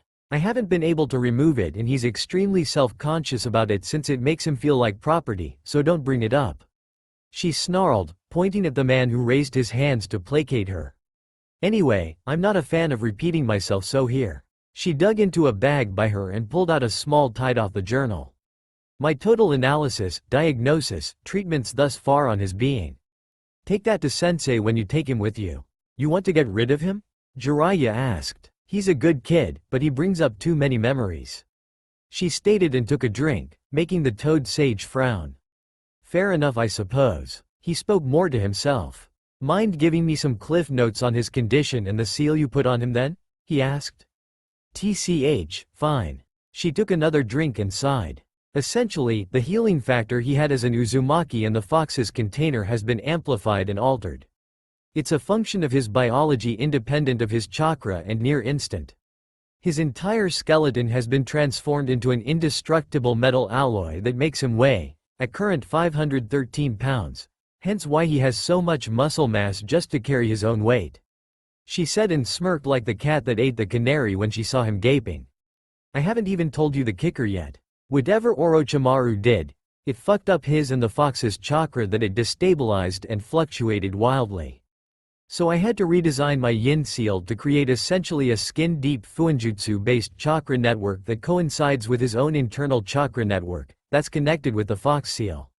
The fox's raw chakra that originally leaked out into his own chakra now flows through the subdermal chakra network before it flows back into the seal to be properly absorbed into his coils like it was intended, though I added a ringed regulator seal around the fox's seal to make sure the flow stays constant and doesn't fluctuate. Was the seal damaged? He asked seriously. Far as I can tell, no. It was almost as if his body rejected absorbing the fox's chakra raw, and kept trying to force it out, hence the fluctuations. The subdermal chakra network has tenketsu points coinciding over top each of his own, where the fox's chakra is treated with his own chakra as it flows through each tenketsu point. Once it makes a full cycle, it's treated enough that his body doesn't reject it. The seal on his forehead is just the central matrix of it all, which since it's the fox's chakra, is also why it's red. I see. That's good. I was afraid we'd have problems with the seal if Orochi Teme fucked with it. But still, I can't help but want to know why. What was his endgame? It sounds like he was trying to make the ultimate weapon to just turn loose. He remarked and Tsunade's eye twitched. If only you knew, you two-faced lying fucking bastard. She scowled before she took another drink. Who knows? We're probably better off not knowing. However, the seal both helps him and hurts him a bit. How so? The fox's chakra is volatile, because it's circulated skin deep now. Nothing organic can leave his body without being fried by the chakra. You mean? Unless his body can adapt and not reject the chakra anymore, he'll never be able to have kids since the genetic material will be burned out by the chakra before it can even make its way to a fertile egg. Same goes for his blood. He's become dependent on the seal now and responds like a proper chakra network now. His body will even heal it with no lasting damage done.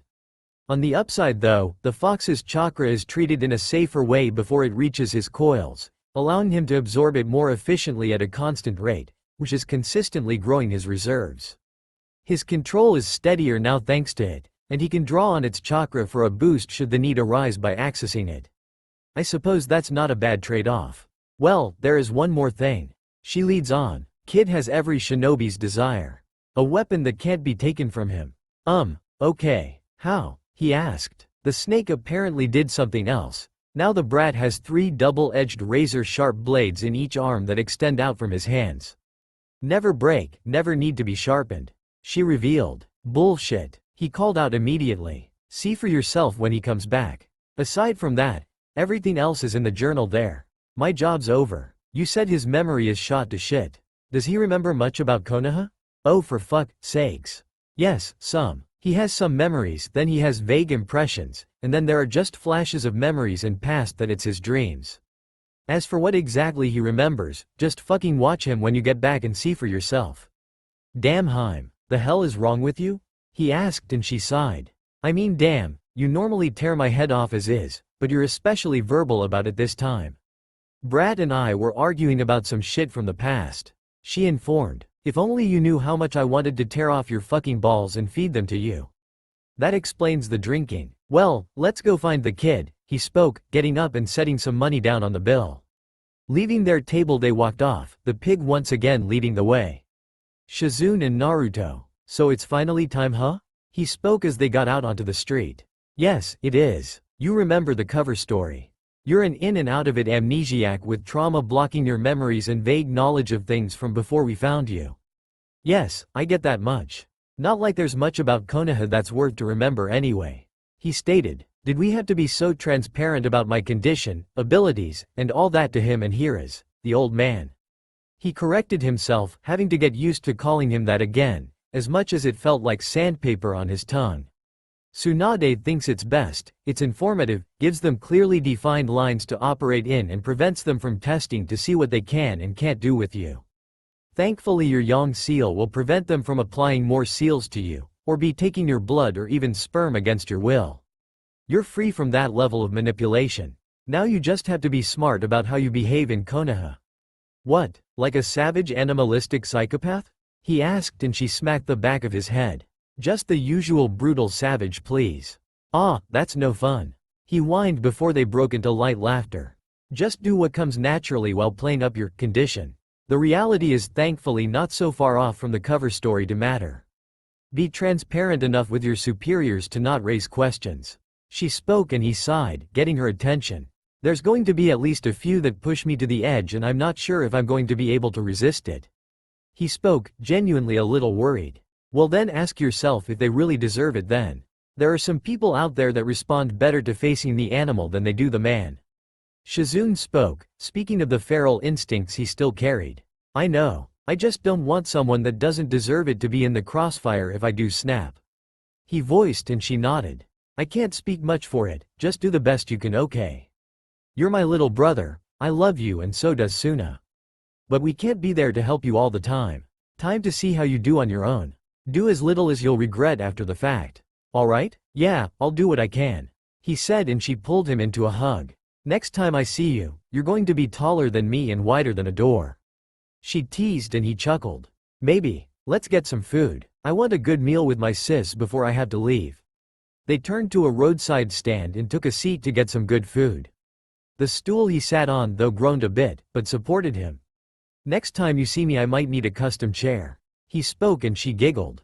Ever think of going on a diet? She asked only to get a hard metal finger poke in the side for her trouble. Kidding, come on let's eat. Hey there, 2 orders lamb gyoza please. Local favorite please, Shizune asked. Coming up, the stand owner said, getting the food prepared and into the fryer. Their wait wasn't too long and they started to eat the meal. It was a quiet meal, but they enjoyed it a bit, picking at each other's food with their chopsticks just like siblings. They conned to eat and enjoy until 2 guys came up behind Shizune, their intent obvious and they smelled like suffocating cologne. Excuse me, I'm Hiro Takeda tilde. Daichi Tokumaru tilde. Go fuck yourselves. I'm trying to eat. Naruto picked up immediately as he ate another of his lamb dumplings, pulling a bit of ginger and onion onto it into his mouth. Mind fucking off? Yeah no, trying to show the lady a good time. One of the 2 said while Shizune was a bit uncomfortable with the situation. Yeah no sis. It amazes me just how stupid people are, especially to ignore their own senses. He commented and Shizune sighed. Just don't kill them. She spoke, returning to her meal as Naruto ate another dumpling before getting up. Hey, fucked with the wrong people friend. We're from Shinobi families. The one called Daichi said. Oh, okay then, means I don't have to be gentle right? He asked before stepping forward, driving a crushing fist into his stomach, grabbing his shirt and pulling him into headbutt, dropping him out cold. Well, maybe I should. You son of a bitch. Come here. The other hollered, pulling a kunai and rushing Naruto. Naruto rolled his eyes, backhanded the hand of his attacker, sending the kunai to the ground, before twisting his feet slightly and 2 quick punches dislocated his elbow and shoulder. The left hand grabbed his wrist, twisted, overstretching the ligaments and then a right back fist to his face knocked him out. Naruto just shook his head, grabbed them both and tossed them into a nearby alley, before sitting back down on his stool to keep eating. Jiraiya and Tsunade, not too bad Tsunade asked. Not bad, then again they were just punks. I'll withhold judgment once he's fought more serious opponents. He stated and she rolled her eyes. Should see him fight Kuro no Heisha then. She thought, whatever. Normally he's lucid and placid like this, not too bad. But he does have a short fuse if he pushed. She stated and looked up to the sky. So, are you taking him or not? As it stands he's just wandering with us. He's stable enough to be on his own, he just prefers staying with us for now. Yeah, I'll take him. There are some people back in Konoha who miss him dearly. Oh, I'm sure. She thought sarcastically. Alright then, go introduce yourself I guess. Shizune and Naruto. His ears quirked ever so slightly and he grimaced. He's going on and taking me. This is going to be hard. Just remember, do what comes naturally and you'll do fine. I will, sis. More than likely he'll want us to head off immediately. If I don't get a chance, give mom a hug, kiss and love ya for me, alright? He asked with a grin which got him a hard punch to his neck while the Sanin was looking away. Ack, fuck, my neck. Why? To put it into your words. You open your mouth but all I hear is bullshit, I believe is something you'd say. She spoke and he snickered. Kinda sounds like me. He smirked cheekily before he frowned and looked at his food. Seriously, I will miss the two of you. I know. We love you too and we'll miss you. But this is how it has to be for a while. For now just look after yourself and do what you can to better yourself, alright? I will, no worries. He said before he went silent and assumed a more serious expression, Shizune doing the same as they finished their meal. Well, you going to introduce yourself or what? Naruto asked irritably. No offense, last persons who did that while your back was turned just got their face and arm rearranged. The older man stated and Naruto sighed, paying for their meal and turning around. Well? He asked. My name is Jiraiya, Sage of the Mountain Toads, one of the 3 Sanin of Konoha. Jiraiya introduced himself. So I finally meet the last of the Sanin then. He said and saw the man flinch ever so slightly. Well, for what it's worth. Name's Naruto Uzumaki, escaped experiment, Jinchuriki. He sated and saw the man's eyes widen. How do you know? He asked. I might not have all my memories, but I have enough to piece things together, especially when shit happens to my chakra that shouldn't happen. Put together the fact when I was born and what happened that day, plus seeing other villages, hearing people talk, you tend to get enough puzzle pieces to see enough of the picture. He said. I see. Well, I guess since we're all introduced, it's midday, we can get going if you're packed. In a hurry to leave? He asked, standing up. Yes, actually, I have a lot of duties to Konoha, so the faster I can get you back in with Sensei, the faster I can return to those duties. He stated, and Naruto sighed. Alright, take care Shizune, tell Tsunade I'll see her around some time or another I guess. He said. I will Naruto, but you know how she is. Take care of yourself, you've worked hard to get where you are. I will. See ya, he said and walked off with the Toad Sage leading. Shizune waited for a good 5 minutes before she stood and left for their hotel. Hotel room. Shizune walked in and heard retching from the bathroom and sighed. Was it really necessary to hit the sake so heavily just to sell it Suna? Shizune asked looking in the bathroom. Had to, he knows what I was like before. If I didn't he'd know something was wrong. She spoke as she gasped for air while she kneeled in front of the toilet. Ashamed too, you've been sober for 6 months so far, Shizune commented. Don't remind me, I feel sick enough as is. She heaved again before she got to her feet, a little wobbly but otherwise fine. Naruto told me to give you a hug, kiss and love ya since he couldn't do it himself. Shizune idly mused. Well then come here, Tsunade said with a little grin. Like hell, I'm tasting vomit Suna. Wash up and if you don't smell like a brewery then maybe. She said, poking Tsunade in the chest. Why is it the ones that love me and manage to stick around are the ones that are mean to me? The buzzed Tsunade whined as she turned on the shower. Love you too Suna. Don't forget to brush your teeth or nothing for you. Shizune called out from the other room. Tsunade just grumbled to herself. My distant cousin becomes my son while my apprentice and niece of my former lover became my current lover and both get a mouth to them. It's karma, right? She asked looking up at the bathroom ceiling as though Kami would give her an answer. That sounds a lot worse when said out loud. Naruto and Jiraiya, they were pretty silent at first, for the most part, seeing as they literally had nothing to talk about that didn't involve something touchy or possibly anger-inducing. So it was pretty much summed up to stay quiet as they tree-hopped back to Konoha to save themselves some time. However, he noticed the limbs Naruto hopped from bent hard, some creaking, and he swore a few may have more than just a few cracks in them. Ultimately, they stayed silent throughout the trip. He couldn't think of anything and his mind was still reeling from the fact that Naruto had been experimented on by his teammate, changed so much, knew his burden. He just felt thankful for small miracles right now given the situation. It took a few hard hours of travel to do it, but the walls soon came into view. Finally, home, Jiraiya said, looking at the city fondly. Naruto didn't have the same look in his eyes, but he kept moving forward. They hopped down to the road to walk it from there on. Some people will be surprised seeing you again. The ramen stand father-daughter, the Ichirakus I think really missed you. Not to mention the old man. Jiraiya now tried to strike up a conversation. I remember a little bit. I ate a lot of ramens. Went to go see the Hokage a lot, right? He asked and Jiraiya sighed. Yes, you did. You might remember more when you see them. He directed as they walked to the gates. They checked in at the booth, sighing in, though the guards on duty eyes widened at the name and looked back to the boy before whispering something to his partner. Naruto's eyes narrowed, his sensitive ears picking it up, but he didn't comment. He focused on his senses more, really expanding his spatial awareness and got a good picture of someone rushing along rooftops toward their location. 2.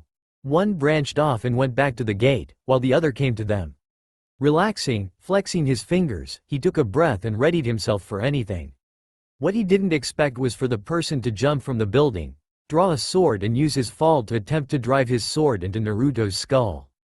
Attempt to anyway. He backstepped enough to evade the blade and then stepped in, grabbed the man's hat and bashed it into the wall next to him, 3 times before he let him drop like a stone. Grabbing his sword he smashed it against the wall and threw it on top of his unconscious body. Jiraiya just blinked at the sight, though Naruto turned to him with a quirked eyebrow. Why the hell are they attacking me? And why'd it feel familiar? He asked and Jiraiya was sweating a little bit now at those questions. Okay, so he didn't remember the abuse. He would have liked to call that good. Except this just maybe shot that out of the water. The entire street was silent as they stared at the scene, the buff preteen having just smashed a Chunnin's head into a wall so easily. Couldn't really tell ya why it felt familiar, kid, but as for the attack, your guess is as good as mine since you knocked him out. But did you have to smash his head in like that? He asked. Why shouldn't I? He attacked me, I returned in favor, self-defense. Should count himself lucky I didn't kill him for trying to kill me like he was obviously intending. Wouldn't be the first time. He voiced, taking in some of the stunned reactions in his peripheral. The demon was back, and it would fight back, even kill. He wanted to smirk, to show he knew them, saw them. But that wouldn't do, not yet. Right, he spoke, seeing a pair of Anbu drop down. Take him in for an attempted assassination on a returning Konoha citizen. Jiraiya ordered the Anbu, who nodded. However, Naruto spoke up. Neko in. Ryu, right? He asked, looking at the Anbu. Both nodded. However, Ryu's shoulders seemed to lurch and shake a few times in succession before they stopped. I think you two used to chase me, didn't you? He asked. They both looked at the boy, then really looked at him and noticed the changes, but what stayed the same. Uzumaki? Neko asked, a woman with long purple hair. He nodded in response. Yes, we did. Us and several others, usually after one of your pranks. She stated, but wondered why he even asked. Pranks, huh? He mused, thinking, while he put it off as trying to remember, he was visiting a few past favorites. To get Anbu to chase after me. They weren't bad, were they? He asked. No, Uzumaki, you weren't bad, just a boy having his fun. Though I will admit you did go to extremes for it, often enough in your pranks. Had many of the shinobi force chasing you until we lost you. Ryu stated, followed by the silent shoulder motions. Naruto looked at him. He had jaw-length brown hair that was fixed with a bandana behind his mask. I see. Maybe I can talk to you again sometime later, tell me about some of the pranks I used to do. He stated, bowing his head slightly to the Anbu and moving past them to join Jiraiya. With that conversation establishing his memory loss and that it truly was him. Naruto sighed, not like having to do this, but if anyone in power in Konoha, namely Jiraiya and Hiruzen, suspected he remembered his abuse or anything damning towards them in any way, there's no telling what may happen. Sure, his yang seal, the second chakra pathway system in the soft tissues of his skin, prevented his DNA from being forcefully harvested or new seals being applied to him thanks to it being fuinjutsu based, so seal interaction and Kyuubi chakra would burn new seals. His healing could recover from near any injury, while his metal skeleton, he really need to name it, made him practically indestructible, though some of his limits still hadn't been explored, and he'd always have weapons with him. But this was Jiraiya the Sannin and Hiruzen Sarutobi, 2 of the most Oer shinobi alive today. He couldn't afford mistakes. His internal musings went off as they walked the street, regardless of who they passed. Eventually, they came to the Hokage Tower and entered, ascending the stairs, which creaked and moaned slightly under his weight. The white-haired man looked at him and he just shrugged before they continued on up. Jiraiya knocked on a door on the top floor once they reached it. Enter. Hey there old man, you won't believe who I found. Hiruzen. The man sighed as he ran through his paperwork for the day. It was a never-ending process and one he felt he'd die off before he saw an end in sight. Normally it wasn't so bad until about 4 years ago when it all changed for him. Naruto had been abducted. That was the story, but very few knew he'd left of his own choice, something that should have been impossible. If the public knew he left of his own choice, then as a civilian they couldn't chase him. So the note which had both pained him and infuriated him had been destroyed and the search made, which continued to this day. The boy was a bright light in his day to break the monotony, but he was also a resource, one he reminded himself would stay loyal, or should have. That was part of the reason why he did believe he was abducted. The seals on his body should have blocked out the thought of him leaving Konoha at all, so what had happened? A knock on his door silenced the rest of his thoughts. Enter, he called gruffly and found his, admittedly surprising, more successful student coming in. Hey there old man, you won't believe who I found. Oh, and who would that be? The Hokage mused. Judging by his tone, this was to be a light-hearted visit, not a serious meeting. Turning his attention to the door, he saw a preteen, a young man he would have thought by his height and intense musculature, but he saw the signs of youth about his being. Long red hair in a low-neck ponytail pulled back, red diamond mark on his forehead, white shirt, black forearm sweatbands, blue pants, brown Zori sandals. But the intense blue eyes and whisker marks caught him. Those you couldn't miss. Naruto? Hey, Gigi? If it's okay I can still call you that? He asked and the Hokage was baffled. This was Naruto? He had changed so much. He then registered his question and nodded. Of course you can Naruto. Why wouldn't you be? He asked, looking at Jiraiya who shook his head. He'd explain it later. Well, Tsunade and Shizune say I need to be respectful to others, but some of the things I remember is always calling you Gigi. He spoke, and he could hear the genuineness of his words, but the words and how they were said caught his attention. Please, keep calling me that. But what do you mean what you remember? He asked, and saw the boy shift from one foot to the other uncomfortably, his right hand idly grabbing the left forearm, right around the sweatband. I don't remember a lot of things. I have a hard time remembering things from before 2 years ago when Tsunade and Shizune found me. He spoke and the old man was now having a better idea.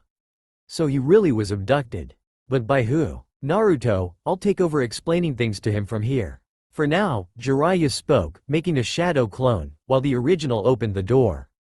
Let's go and get you something to eat. I know there are 2 people who would love to meet you after 4 years.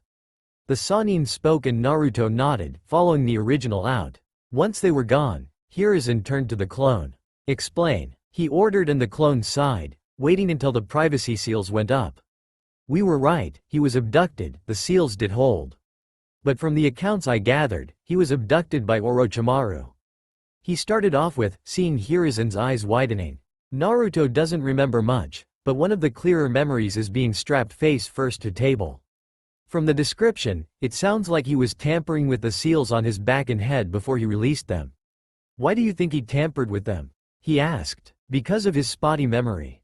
From what was described, it sounds like the memory functions of the seal may have damaged something in his brain as it was released. Combine that with some form of the intense trauma he suffered under the snake. It blocked out other memories. He spoke before taking out a small journal and opening it up, handing it over. Tsunade and Shizune found him in the wilds 2 years ago, feral, the Kyuubi's chakra wildly fluctuating, and violent. They subdued him, cut off the fox's chakra and managed to get through to him. After they got enough out of him, they took him in as a patient to treat him. He reported and Hiruzen started to read the journal that Tsunade wrote on Naruto's condition, changes and treatment. I see. Well, that answers why she didn't bring him back. Let's see. He continued to read while the clone stayed silent. After a while the old man sighed, closing the book. This is troublesome. The old man spoke and Jiraiya nodded. So there's no chance of reapplying those seals? None. With the Yang seal in place and functioning as it is, it's impossible. I think we should consider ourselves lucky that his memory is fragmented the way it is. But that means the village itself will have to change to accommodate and no incidents like what happened when we got here. What do you mean? He asked, his focus sharpened now. One of the gate guards informed someone he was back and someone followed and attacked Naruto, broad daylight with a descending blade maneuver. Naruto somehow sensed it, reacted out of reflex to avoid and then grabbed his head, which he smashed into the adjacent wall 3 times to knock him out. However, he didn't put much effort into the move and his reaction was fluid, showing that he's comfortable in combat, especially to overtake a Chunin so swiftly and easily despite the circumstances. I'll make sure the man is executed and the guards exchange. He's not afraid to defend himself, but if they keep attacking him, they may trigger some of his repressed memories, and then we'll have a serious problem on our hands, given all his changes. He stated, and his student nodded. So I'm guessing he's aware of his burden?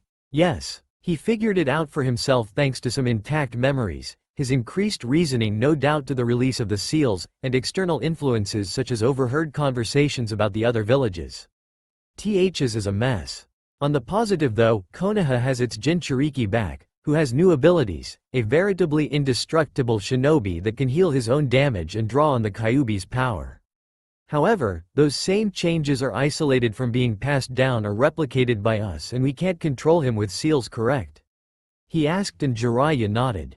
The old man was quiet a while before he reached into his desk and grabbed a few documents, filling out the required areas before stamping them. These are housing, emergency fund allotment, and academy papers. Drop these off with my secretary and a threat to ensure they are properly filed. I want Naruto in a good, furnished apartment with money in his pocket before the night is over and at the academy tomorrow. Graduation is in a few weeks and I want him to graduate. Before you leave, ensure he'll be there and test him on his basic skills and then inform me of any accommodations to be made. We're not losing him a second time. Will do, sensei. And Jiraiya, one last thing. Tsunade herself. How is she? He asked. Do you believe we should try to bring her back? Honestly, sensei, she was bad, maybe worse due to Naruto. He reminded her of Nawaki, no doubt. But as for bringing her back, I'm not sure she could remain objective where Naruto is involved. Despite how she was around him, you could see an emotional attachment. He remarked, and Hiruzen sighed. I see. Alright, tell Naruto after you test him as far as his abilities go, he can reveal them publicly at his discretion now that I'm aware. Nor is he required by anyone except me to talk about any of his past experiences or memories he does have. We need to paint ourselves in as positive a light in his mind as? Crystal. Take care, sensei. The clone spoke as he left the room with the papers, leaving the old man to his work. You continue to cause me no shortage of stress, do you, Orochimaru? Ichirakus. The meeting of the Ichirakus was quite a sight. They were bewildered with the change in their longtime favorite customer. And though they found his memory loss saddening, they were thankful for it in a way. He didn't have to remember his abuses anymore. They knew the abuse, but as civilians, they could do nothing about it. However, they wouldn't have to worry about that as news had already spread of his self-defense when he entered the village. Tucci congratulated him on the move, though Ayame was practically gushing over him and the young man he was growing up into already. Still, Naruto, I can't believe how much you've changed. Especially these. She commented, reaching across the counter and tapping on his muscled arm. Your arms are like steel now. How do you pack on so much muscle? She commented, and Tucci was also curious. Normally such mass was something only civilian laborers got who didn't use chakra. Shinobi could use enhancement and thus had no need for large muscles. He had a build similar to Naruto's before he settled down in Konoha. Lots of hard training. The person who trained me said I needed to be strong and using enhancement all the time is a hassle, so I trained hard to pack on the muscle. He stated as he enjoyed his third bowl of ramen. While his memories may be shot, they were glad to see his appetite remember Ichiraku's. He only had vague recollections of them, but he said they felt warm, so they took what they could get. Just meant they had to make new memories. Jiraiya, who remained silent, felt a tap and turned to see his clone holding a small zip bag. Taking it, the clone dispelled and he got the memories. Sighing, he tapped Naruto's shoulder. Alright Naruto, the old man got everything he needed from my clone. I got money for you and keys to your new apartment. Your old one was rented out, it seems. He also has you signed back to the academy to start tomorrow. I'll be testing your basic skills. If Haim's training is still any good, then you should be more than ready to pass academy standards, no problem. He stated, and Naruto nodded, finishing his third bowl. It's been wonderful to see you again, Naruto, Ayame said, coming around the counter and pulling the boy into a hug. Naruto was glad Ayame and Tucci missed him so much, and it sucked he had to lie to them, but this was for his own safety. He returned the hug and breathed in her scent.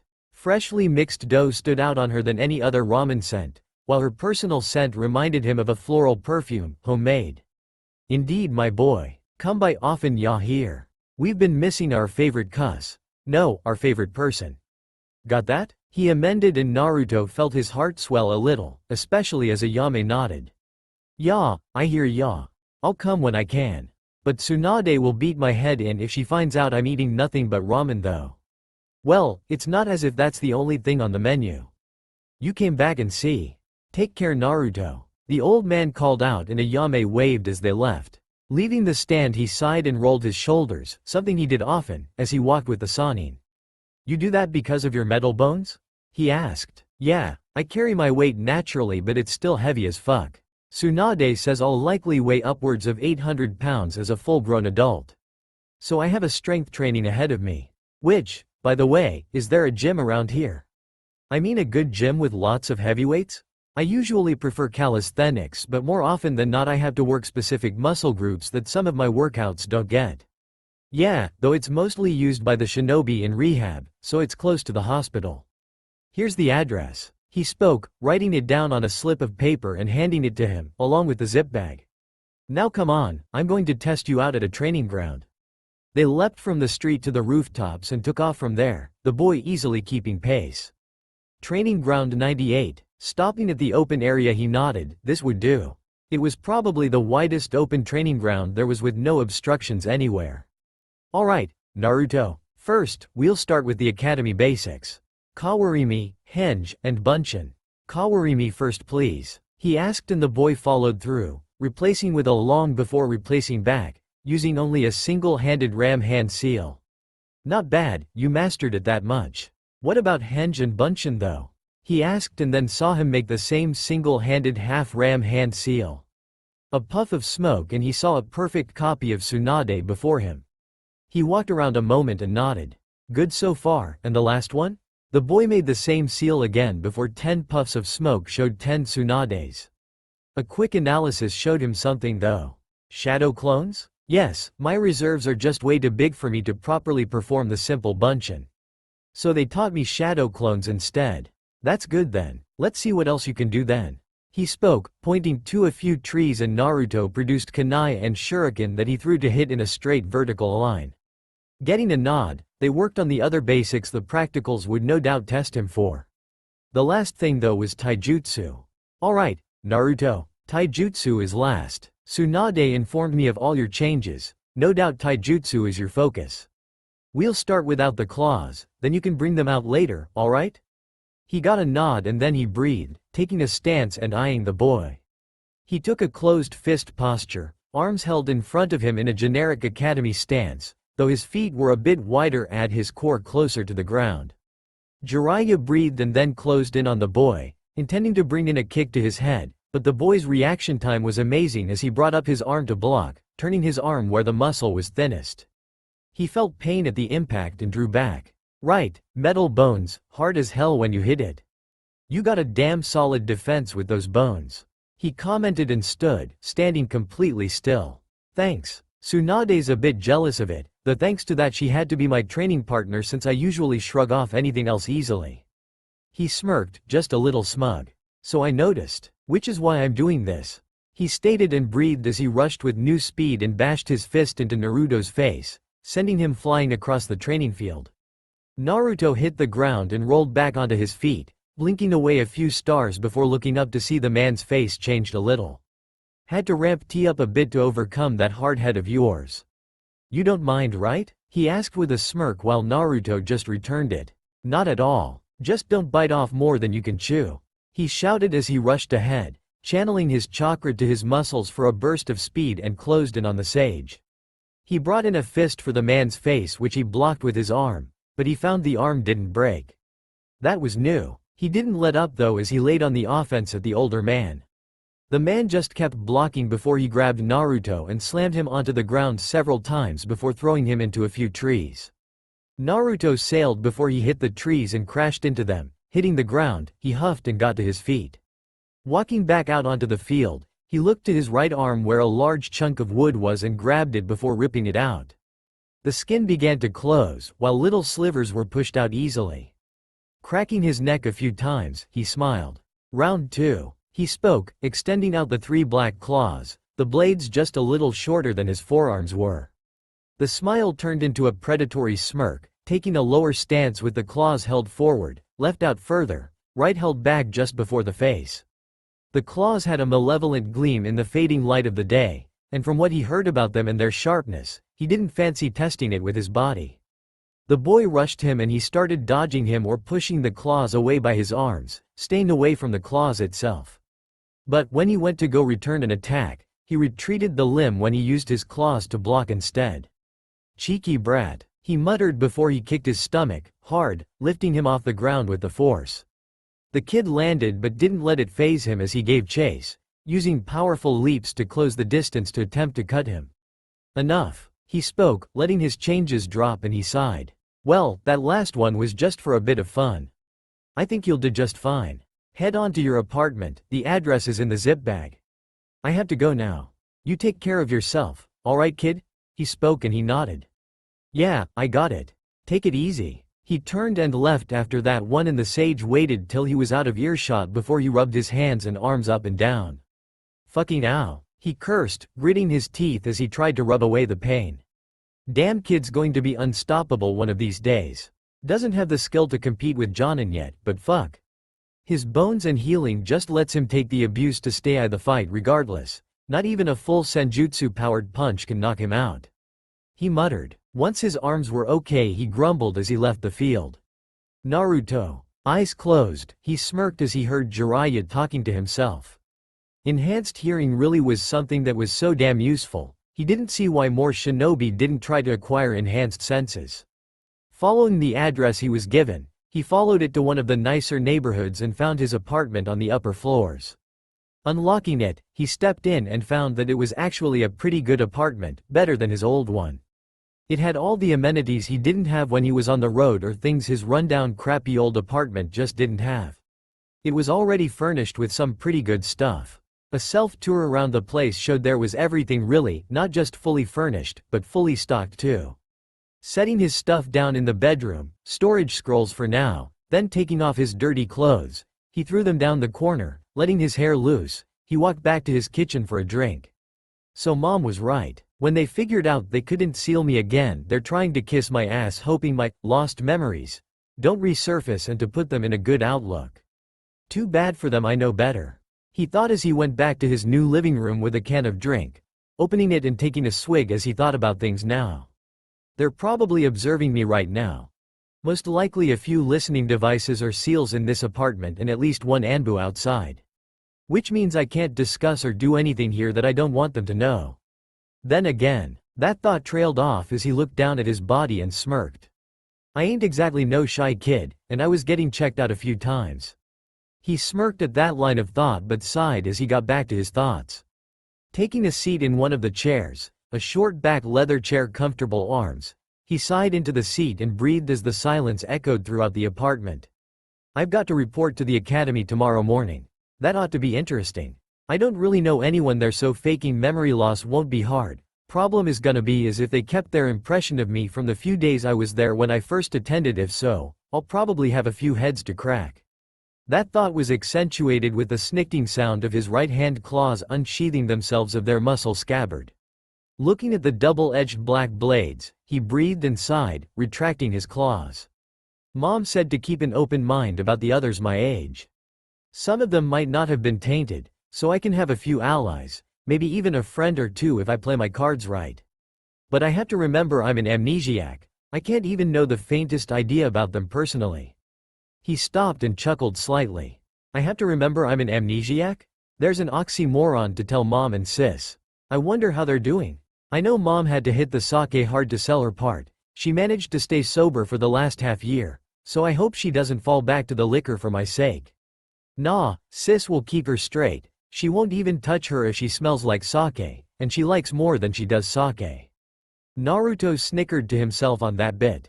At first, it was odd when it happened. Shizune and Tsunade beginning a relationship, one he kind of started for them, but they didn't regret it. After that, there's likely the fact that Hiruzen will want something from me, sooner or later. But my most immediate problems will be the other academy students, the instructors, and then my Jonin sensei, whoever that is. Taking another swig, he stared at a wall as his thoughts continued. I don't want to reveal my abilities all at once. So far only Hiruzen and Jiraiya know in the entire village as security is good. If not, a good few more people know, but that doesn't have to mean everyone needs to know yet. So I'll reveal them as needed. There's likely going to be a few more attacks on my person in the near future. No need to hold back so much, but I have to remember to break them, not kill them. What else? Need to establish my amnesiac persona a bit more, but in force I ain't gullible. Finishing his can, he crushed it and tossed it in the trash in the kitchen. Getting up, he went to the bathroom and pulled off his boxers before getting in the shower. I guess that's about it, isn't it? Sure, it's a simple rundown, but it's enough for now. I'll just have to keep my head on straight, or best as I can, for anything that rears its head without my knowing. He let the hot water roll down his back as he finished washing. Just wait, mom, sis, I'll see y'all again soon enough, count on it. He finished his shower and dried off. Dressing in a fresh pair of boxers, he got his dirty stuff into the wash and quickly unpacked a few things from his storage scrolls. He didn't carry many personal things, just the things that meant something to him. Those, however, stayed packed. He only unpacked things he could replace easily. Getting dressed in identical clothes, he set his gear onto a side table. Sitting in his chair, he set to the corner, the Tonto on the other side table, ready to be drawn. Lights off, he leaned back into the chair and closed his eyes, letting sleep take him. That's all for now. If you enjoy, then please like, share and do comments.